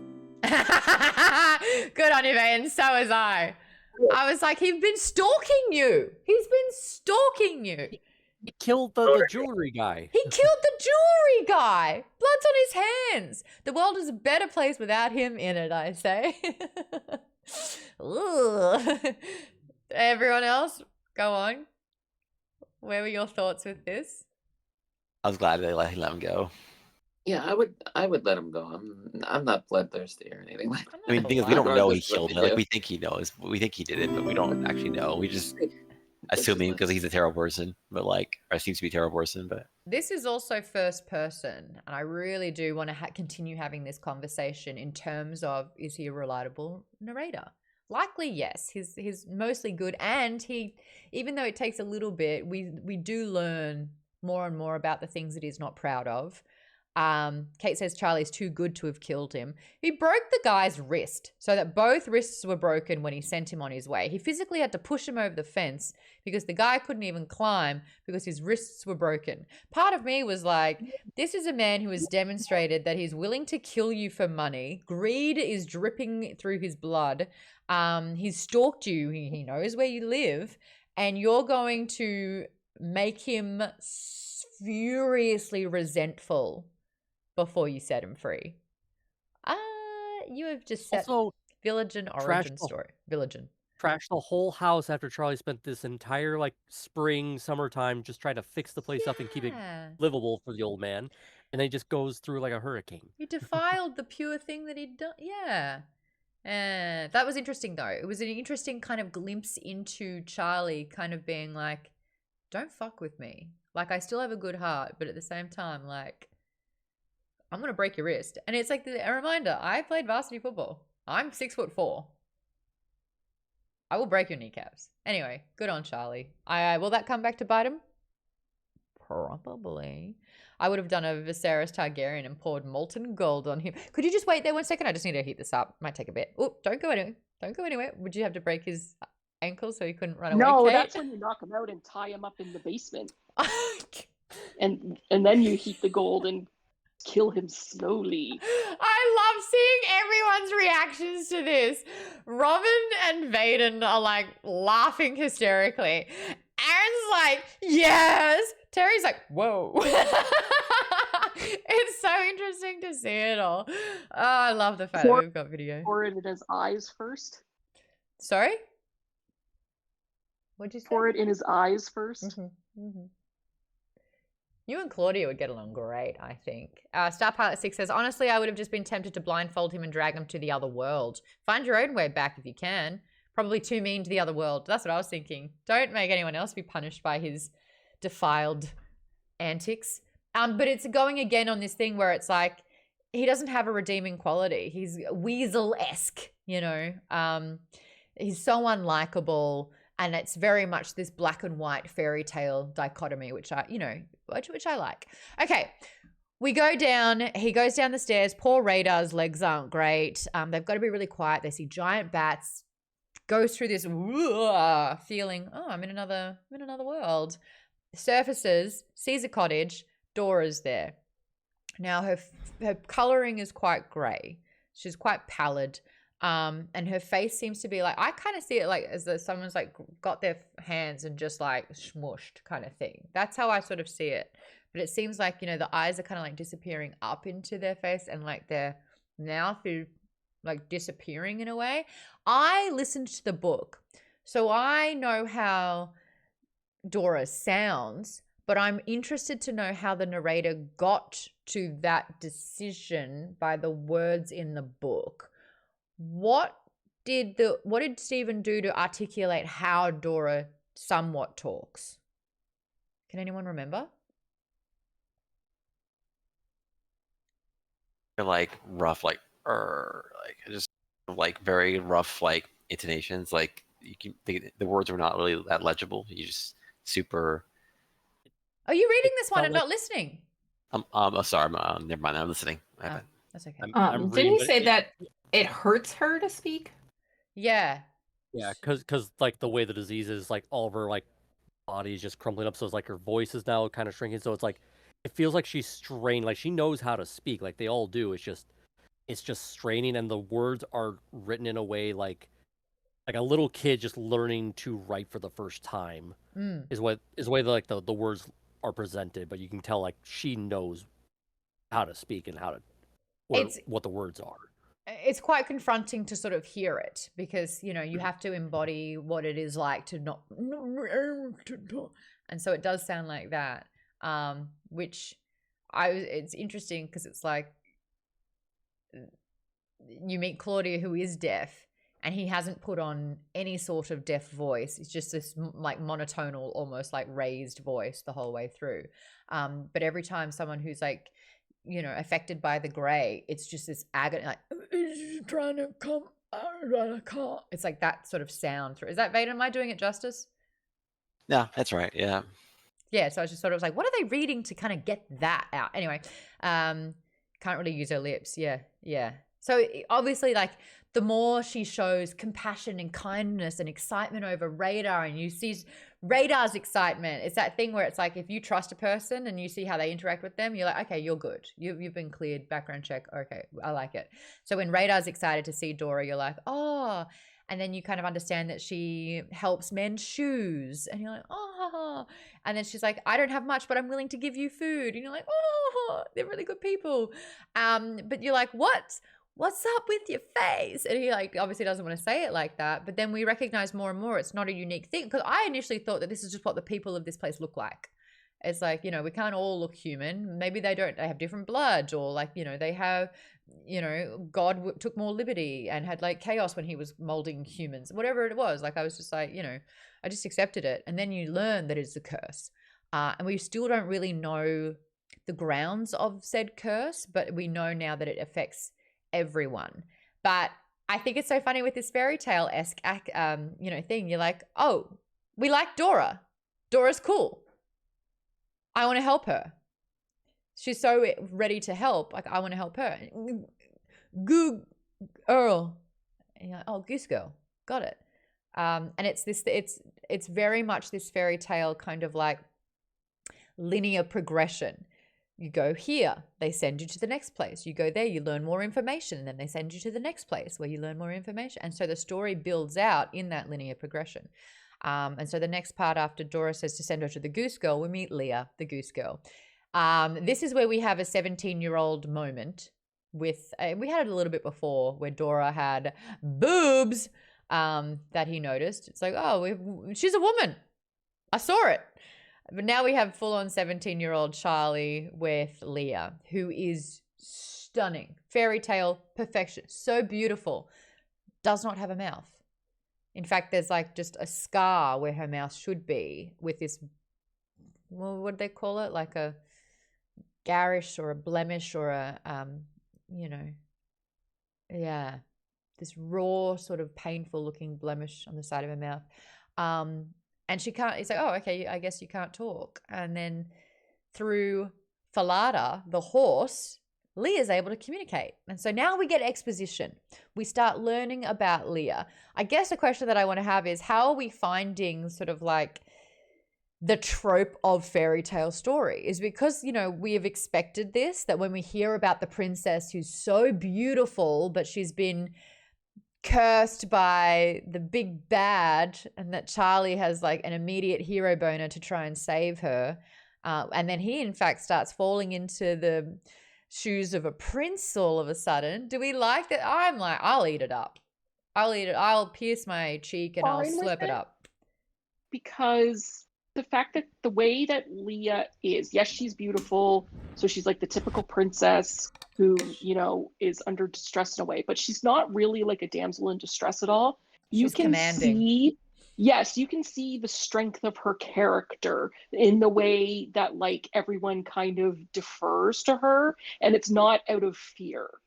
Like Charlie like can see the strength of her character as well as Yes. how beautiful she is. And I think that Yeah. that's the important thing, that he's able Yeah, it's to. like it's not just, and it's not like they're like fawning all over her because she's like mean to them, or like, you know, the way some people, it's like, oh, I have to do because they're telling me. But yeah. yeah, well, it's obvious that they believe in her, and it's not just because like, oh, she's pretty or she's a princess.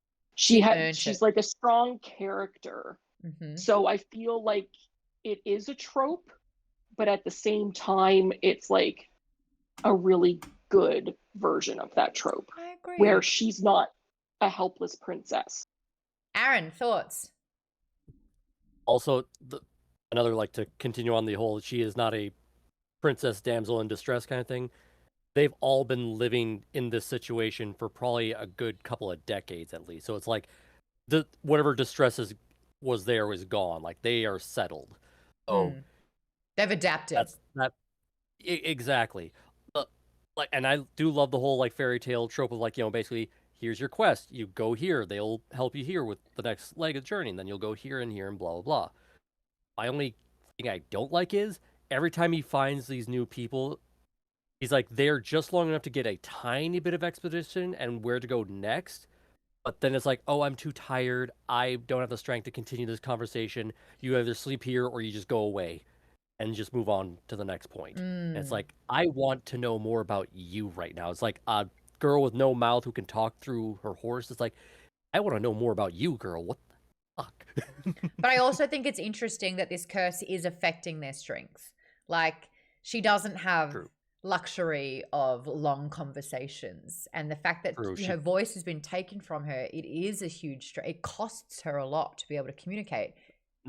Not just her voice, her ability to eat properly. Oh, I know. She doesn't even really taste anything anymore. She's barely getting the nutrients that she needs. Like, yeah, you really kind of start thinking, holy shit, that would really suck.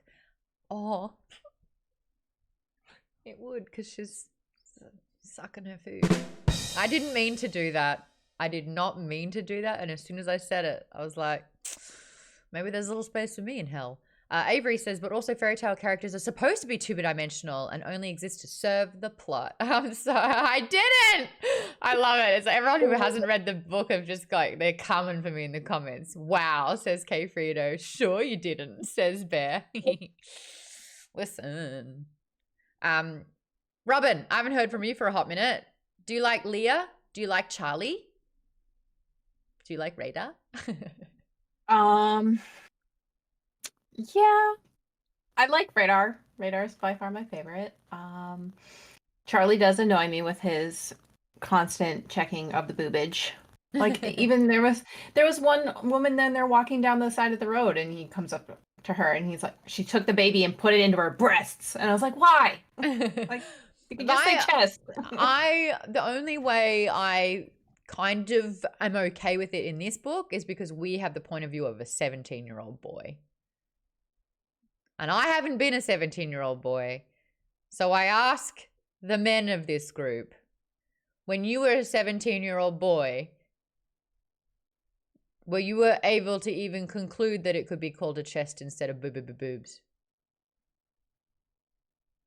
Baden's laughing and blushing. That's a no. Okay. also in terms It's of a yes. in terms of reading, remember the magicians and how the main character literally is looking at every girl he can. Yeah. Oh. He was like, what, 19? And it was so heavy-handed. It was almost like I wanted to fold the page so that it was like a way to put it away, you know? Ah, that was a clever play on words. Here's the big question. Who's Charlie talking to? The book is first person, and he makes these little, but more on that later. But that's the last I ever heard of him. You'll see. Who is he talking to? Is he writing a journal? Is he now old and he's telling his son or grandson? Who's he talking to?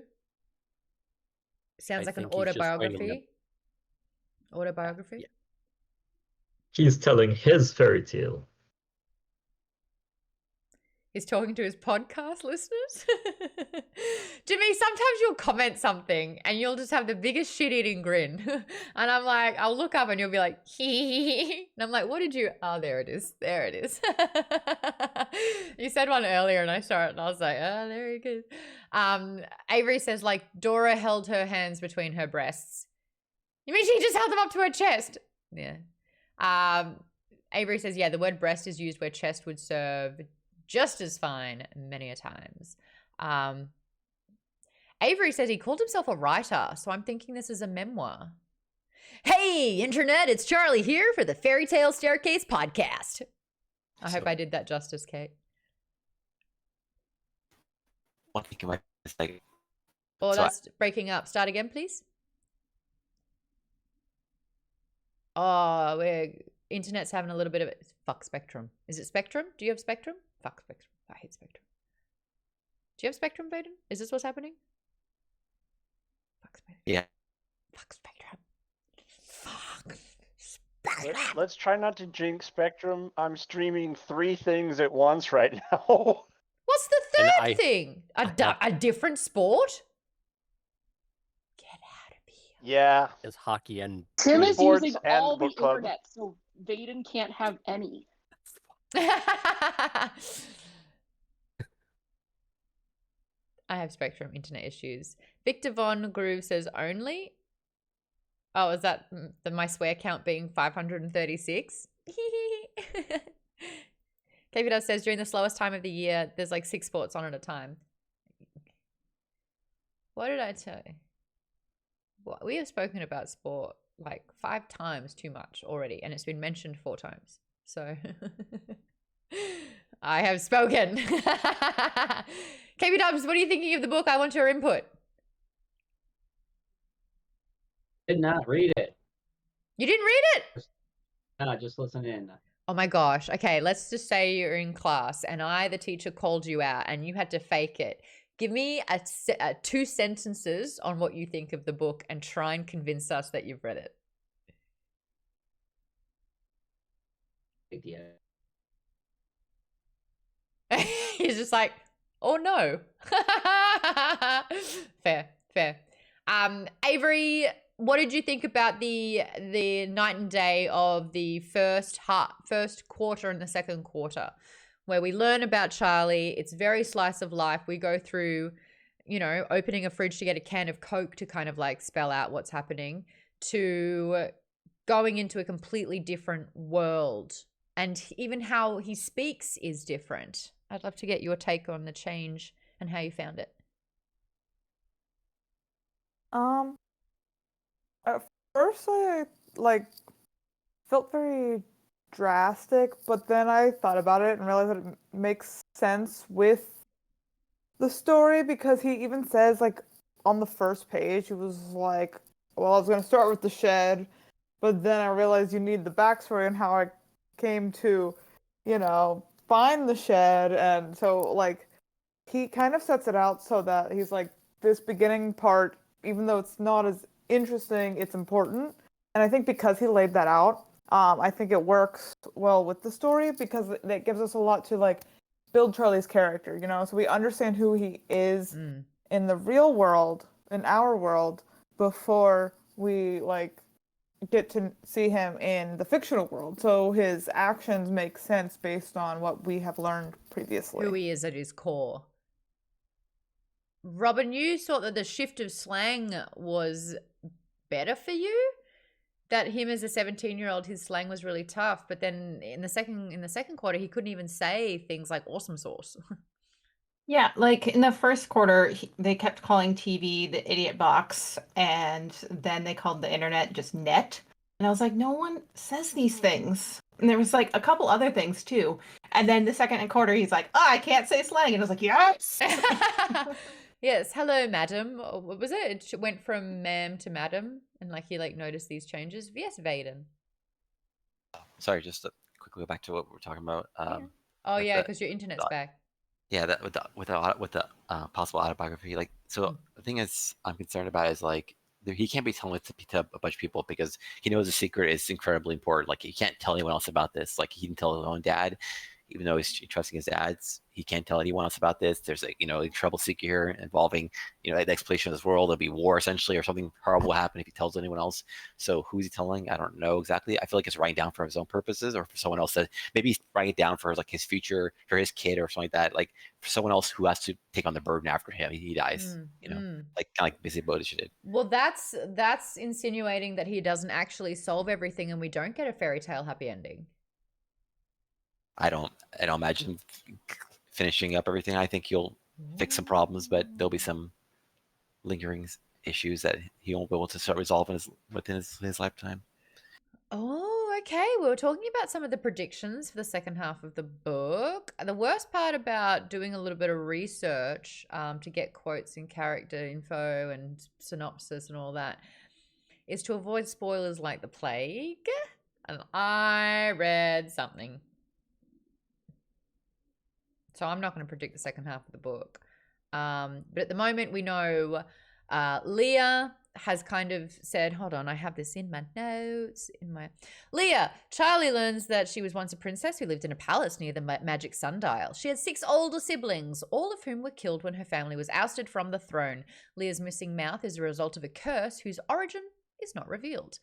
Through Falada, Leah explains that she befriended Mr. Bowditch and Radar when Mr. Bowditch was still young. She advises Charlie never to go to the city at night, to avoid those night soldiers. She also cautions him against uttering the name Gog Magog, which is supposed to be the giant in Jack and the Beanstalk. That was it. That's how it all came up. That's what he kept referencing. They're like, don't say that name. Because saying the monster's name may awaken it from its sleep below the city. Then Leah says, talk to my uncle. Let's meet Woody. Woody tells Charlie more of the family's history. They are called the Galleons. And they were, aren't galleons the gold coin in Harry Potter? They're also a type of ship. Yeah. They are a type of ship, aren't they? Woo, galleons and galleons. All right, I like that. They were once royals, but were toppled from the throne and driven out of the city of Lilimar by someone named Flight Killer. As they fled the city, they were chased by a giant named Hannah, who killed Leah's siblings, including her favorite brother, Eldon. Like Elden Ring. Love it. The Galleons who were not killed are immune to the graying curse due to their royal blood, but a different curse was cast upon them. Each family member lost one of their senses. It was speech for Leah, sight for Woody, and hearing for Claudia, who is who we meet next, who is Woody's cousin. She is a badass frontier woman, no nonsense, tough as nails, 0 fucks given. Sue from the Life Below Zero. Who wrote that in the notes? Is that you, Vaden? Who wrote that in the notes? That was me. Nice. What's Life Below Zero? Oh, it's this show on National Geographic about people living a tough life in Alaska. Yeah. Claudia is great. Really good. She swears like a sailor. She kills wolves, or wolfies as they're called. But she also has the most directions that we've heard so far for the next steps. Literally has the steps, written them down, so we understand what Charlie's about to go to next. He's going to go to the city centre. He's going to find the sundial, but he can't do that until Hannah goes from one part of the house to the other part of the house through that passageway. And then that is the only time where he can use a sundial and not get caught. Fee Fi Fo Fum is something that I think we're about to get in on. A suggestion to perhaps have something on your overlay for us late arrivals. Oh, not to speak up. Okay, it's a good idea. Sorry, I do think that there is just an assumption when it says part 1 or part 2, but you're right. You're right. We could do that. You didn't make it to Claudia's part yet. Okay. Oh, is that chapter 16? All right. No, yeah, I didn't finish chapter 16. I'm like in the middle of it, so I didn't quite finish. Okay, we won't talk too much about Claudia, except she's awesome, and I can't wait for you to meet her. It is You're interesting fine. to see how different they all are. She does say, don't strain your pooper, which if I didn't say that in this stream, I don't feel like I would have done this stream justice. I think strain your pooper is something that I will use in my vernacular from now on.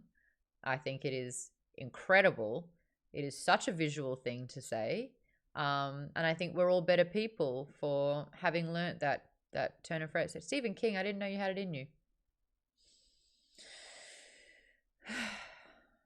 It doesn't say part 1. Got it. Okay. Do we want to do predictions? Some more quotes that Vaden has put in here as well. There's always someone at fault, which is not the same as blame. Ooh, that makes you think. There was nothing, but I stood there with the flashlight in my hand, paralyzed with fear. Of what? The unknown, which is the scariest thing there is. And that is coming from a very good horror writer. You can't take credit for sobering. Oh, I love this line. This is from the nurse. I love this line. You can't take credit for sobering him up because he did that. And if he starts drinking again, you can't take the blame because he'd do that too. He did that. You know, they are responsible for their actions. You can't be held responsible. I think the first quote that I listened to that just made me go, whoa, was he's like, I'm tired. I'm looking after my dad. My dad's an alcoholic. I'm tired. I don't think a 10-year-old could be tired like that, but I was. And that line for me was just like, this is a kid who really doesn't even have anything to go on about how tired this is. And it's just like, you just feel the heaviness of what he's going through. And I just thought that was a really powerful line. And it also reminds you he's a child. And 17 is legally still a child. So the dude is still a child. I think that Charlie, having learnt about who he is, how he's making right choices, how he's taking on this burden, how he wants to help the dog, they are calling him Prince. So I do think that we are looking at sort of like fate here, that Charlie is somehow destined to save a princess, and he then thus is a prince. And then there's also a little bit of mention of blurring realities. And I think Mr. Bowditch even said that, like, the more you're there, the more you start to realize if this is even the real place. And so we look at sort of like, you know, the Matrix. Is this all a simulation? One's real, one's not. And I think we're learning that the more time that Charlie spends in Empis, Empyrean I like. Empis is just, it sounds like an imp got really drunk. Imp pissed. The place does also have a quality of like The Lion, the Witch, and the Wardrobe, where it's like the more time the kids spent there, it's like that's where they wanted to be, and they lived like an entire lifetime before they come back and then revert back to being a kid. So it's like they're 30, 40-year-old people in child bodies. I always thought Lion, the Witch, and the Wardrobe. I mean, everyone was like, it's a Christian thing. Aslan is God. And I was like, oh, I just thought you got rewarded for coming out of the closet. You get in there. If you're in the closet, it's a great place to be. But then you get out of the closet. It's a whole magical land. Thank you. I'll be here for one more minute. Just like Jesus. I don't know if that's referring to what I just said or if that was earlier. Didn't Wolf say Charlie is a prince? That he's rewarding coming out of the closet, and I said just like Jesus. I still don't really get it. Is Jesus gay?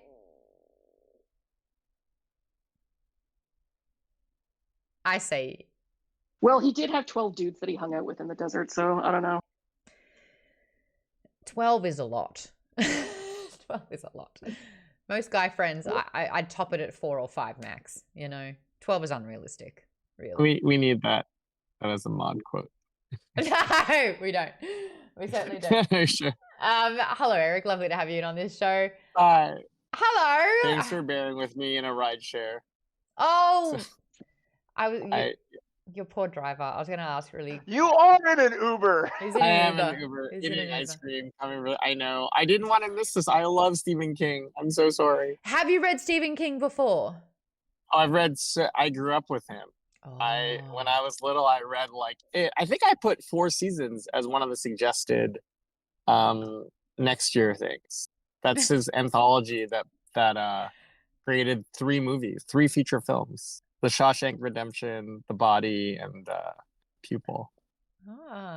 Anyway, so I grew up with it, Tommyknocker. It's like every Shining. How are you finding this book? How different is it from a lot of his other work, and how did you like the first half? I mean, I love Stephen King. I think I mostly really, really liked it. There were a few times where it felt like he was trying a little too hard. But overall, I mean, I'm a sucker for Stephen King. And I think his writing has gotten better as he got more mature, although it is probably his pinnacle book, I think, in my mind, although it's like 1,200 pages or whatever it is. Is it? Yeah, but no, I really liked it so far. It's I think we lost you. It is oh, sorry, am I back? Yep. Yeah, I have some weird alarm going off because I don't know. Sorry if that pops up. That might get me out of this for a second. My phone, but yeah, no, I am have loved Stephen King forever, so it's nice to have like be able to read another book by him. Now this And book's... it's just Oh, you go. oh, I was just gonna say it's interesting to see him in the internet age. You know, like having to use like iPhones and the internet and pop culture and all the references. He does try to stay really current as possible, and he's on Twitter too. And actually, did you notice he's I guess he's established enough that he self-references some of his old novels a couple times. What? I know he references like muses, like obviously it's Something Wicked This Way Comes, Stephen Bradbury. This is almost a love letter to Stephen Bradbury, half the book. Yeah. So he shouts himself out because, you know, when his friend, his Asian friend, Andy Chen, like encounters the dogs, like he was scary, like Cujo's scary. Cujo is one of his first books about a killer dog who was crazy. Is it? So That's cheeky. So he's shouting himself out. So that's like a lot of confidence. Like that he's put himself. So Stephen King as a real person obviously exists in the world because his book obviously exists in the world. Do you think that, because this is a 600-page book, and if it was like over 1,000, Aaron, you'd previously mentioned that you thought there was a little bit of a pacing issue in the first half, like we could have gotten to it a little quicker than we did. I guess the question I want to ask everyone is, do you think that this could have had a bit of a 100-page cleanse where it could have been a little bit more punchy, or do you think that Stephen's writing, even though, you know, the plot was sort of plodding along, that the way that he wrote about it kind of still had you hooked? Who wants to tackle that one? Go, Vaden. Sure. I think the page count is warranted. Like, at least for me, I like slow build, so I'm kind of biased in that way. But like he hooked us basically with Radar, and then Radar's hook brings us into other world. So I think it does a good job of getting us there, and keeps us interested long enough to actually get to the other place and see all the wondrous stuff that we see over there. So I'm happy with it, but I'm sure it is definitely slow. Was it painfully slow for anyone? No. Okay. I noticed that even though nothing was really happening, like I started calling this slice of life. I was like, we are getting a play-by-play on the mundane actions of what's going on. He went to school. He had a bad day at baseball or baseball, one of them. You know, the conversations that he's having with his dad, the breakdown of like every single day of momentum with Mr. Bowditch. And I remember like, even when I stopped listening to it, and like the way I say it, like I put the book down, but the book didn't go away. So even when I wasn't listening to the book, I was constantly thinking about, like, he was lingering just here all the time. And I thought that was so fascinating for a book where nothing was really happening. But Charlie's presence was felt, like, even when I wasn't reading the book. And I found myself wanting to go, like, I missed the book. I wanted to go back to the book. And I think that really good slice of life will do that. You kind of feel comfort in their story and you're invested. And even though like things are happening, it's not dramatic and intense, but there's just something really familiar and wonderful about that. And I do think it's a testament to good writing, where it's like, I know Charlie, what else do you want to tell us? Another chapter, one more. I think it's a good sign if you're asking me. So it's like, what's happening? Not much. Why do you like it? Just do. But is everyone else kind of like on that page as well? Haha, pun. I don't even mean to do it. Was everyone else on that page as well? Lisa, I haven't heard from you for a hot minute. Well, I was actually talking about it with my sister because I didn't look at the synopsis before it started, so I had no idea what was happening. And so I was like, I just don't know where it's going. Like I'm getting this, like you said, it's like a slice of life story, but I didn't know where. I was like, I think something's up with the shed. Like I don't know where it's going, and I just want to know. And I think that's what kept it going for me, and didn't keep, even though it was a little bit slower start, it didn't feel slow because I was just like, I wanted to know what was going on. I'm so glad you said that entire sentence. I had just 2 people outside my door ringing the doorbell just to let me know that they'd delivered a package. Thanks, Amazon. What are you even was it? Why were they hovering? Is this like something? That's all. It was toothpaste. They rang my doorbell because they delivered toothpaste. That's quality service right there. I was like, what's happening? Who's dead? What's going on? Do I need to sign for it because it's an expensive package? What did I buy for Prime Day? Wait. Toothpaste. Are you mad that Amazon is very concerned about your oral hygiene? I still don't have a cavity. Oh, I'm my just saying. God. That's amazing. That's impressive. I was It's Amazon, panicked. they know, so it's... Zelda's And then there's fun. me We where my really entire are. Not mouth surprised they is full. didn't Amazon just mom. put it in the bathroom for you. Like, yeah, right? I've Start also just never had a brushing my cavity. teeth. You don't? You We're- haven't? No, we're truly sisters. I've never had a Really cavity. are. Yeah, we got taught good dental hygiene. I also Go never us. had braces or anything, and my teeth are very straight. Oh, I've had braces. There's $3,000 worth of Metal Gear that was in this mouth. Hold on. I actually have a theory about this. Do you mind if we tangent slightly?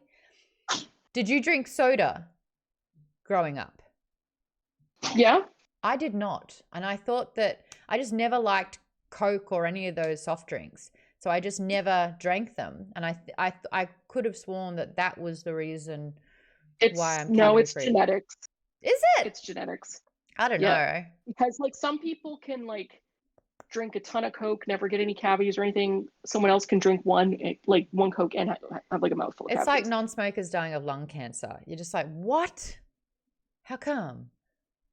And the pack a day, Betty, who's 132, she's just like, just take more shots. You're like, okay. Because of Aaron. my job, I deal with continue the tangent.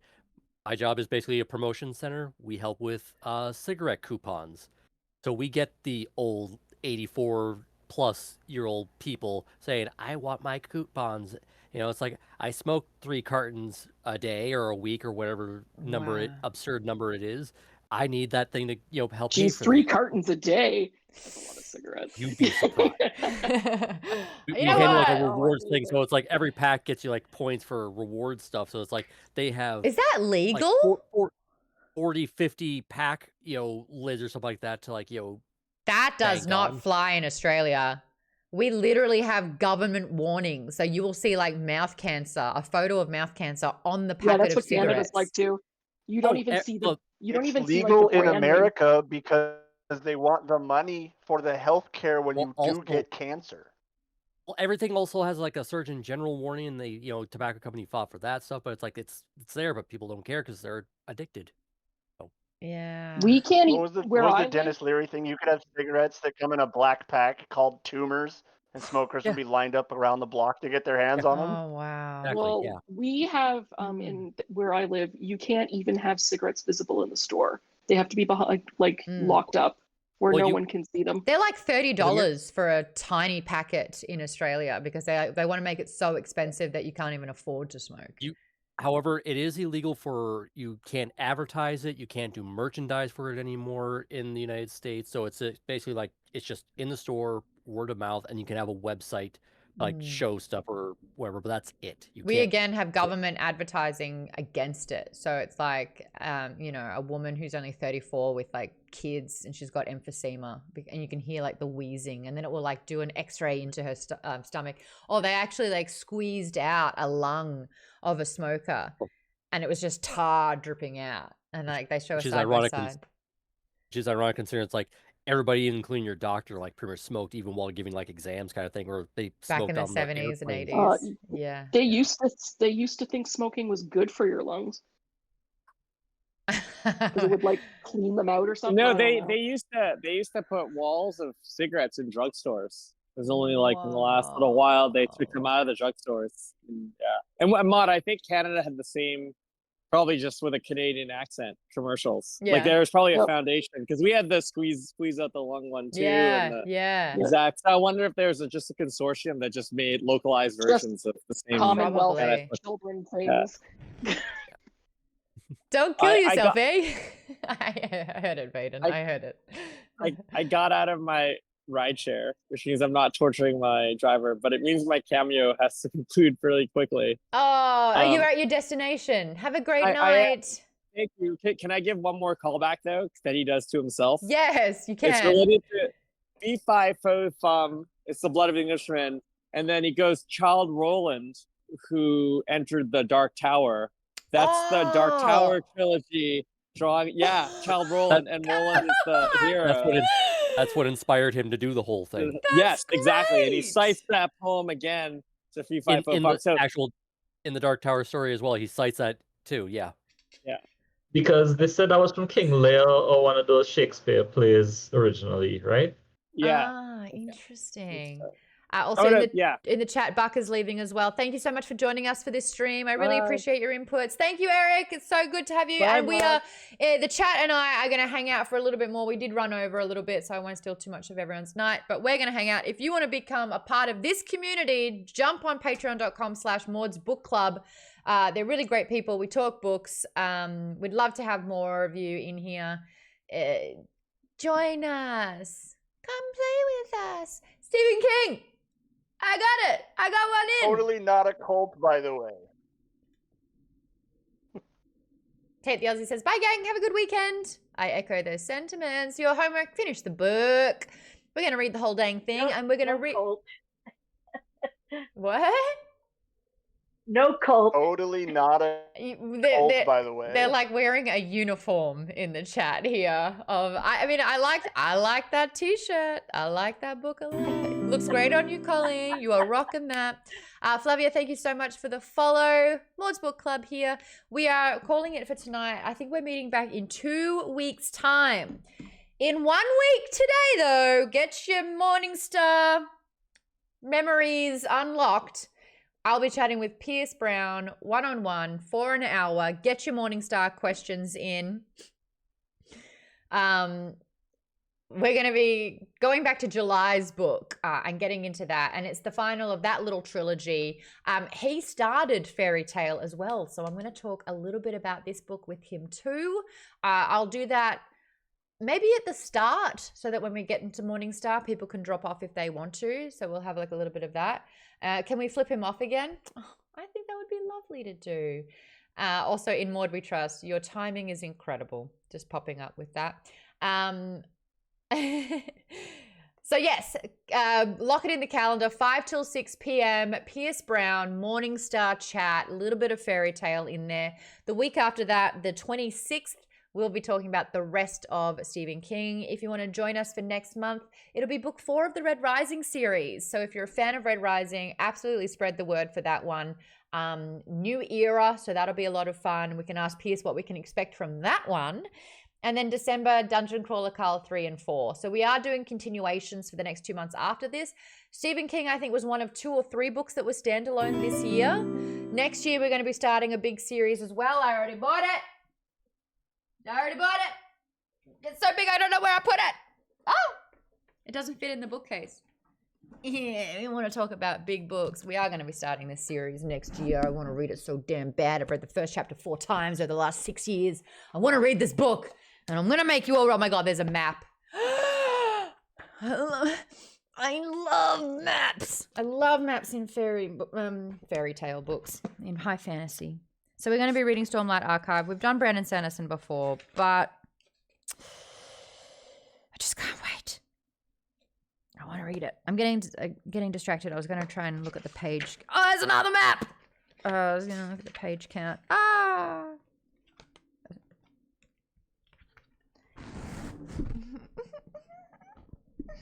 Can you see it? That says 1007. We're fucked. That'll be a long month, I hope. Oh my God, Robin, your face. We're gonna do this. We got this. She's like, we got this. Terry saying no. Guys, this has been cited as the best fantasy book of all time. Of all time. Everyone's scratching their heads. Where's my hype? Lisa's got a thumbs up. I really liked it.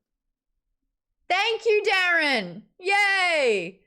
Clue Beta, Thank you so much for the follow.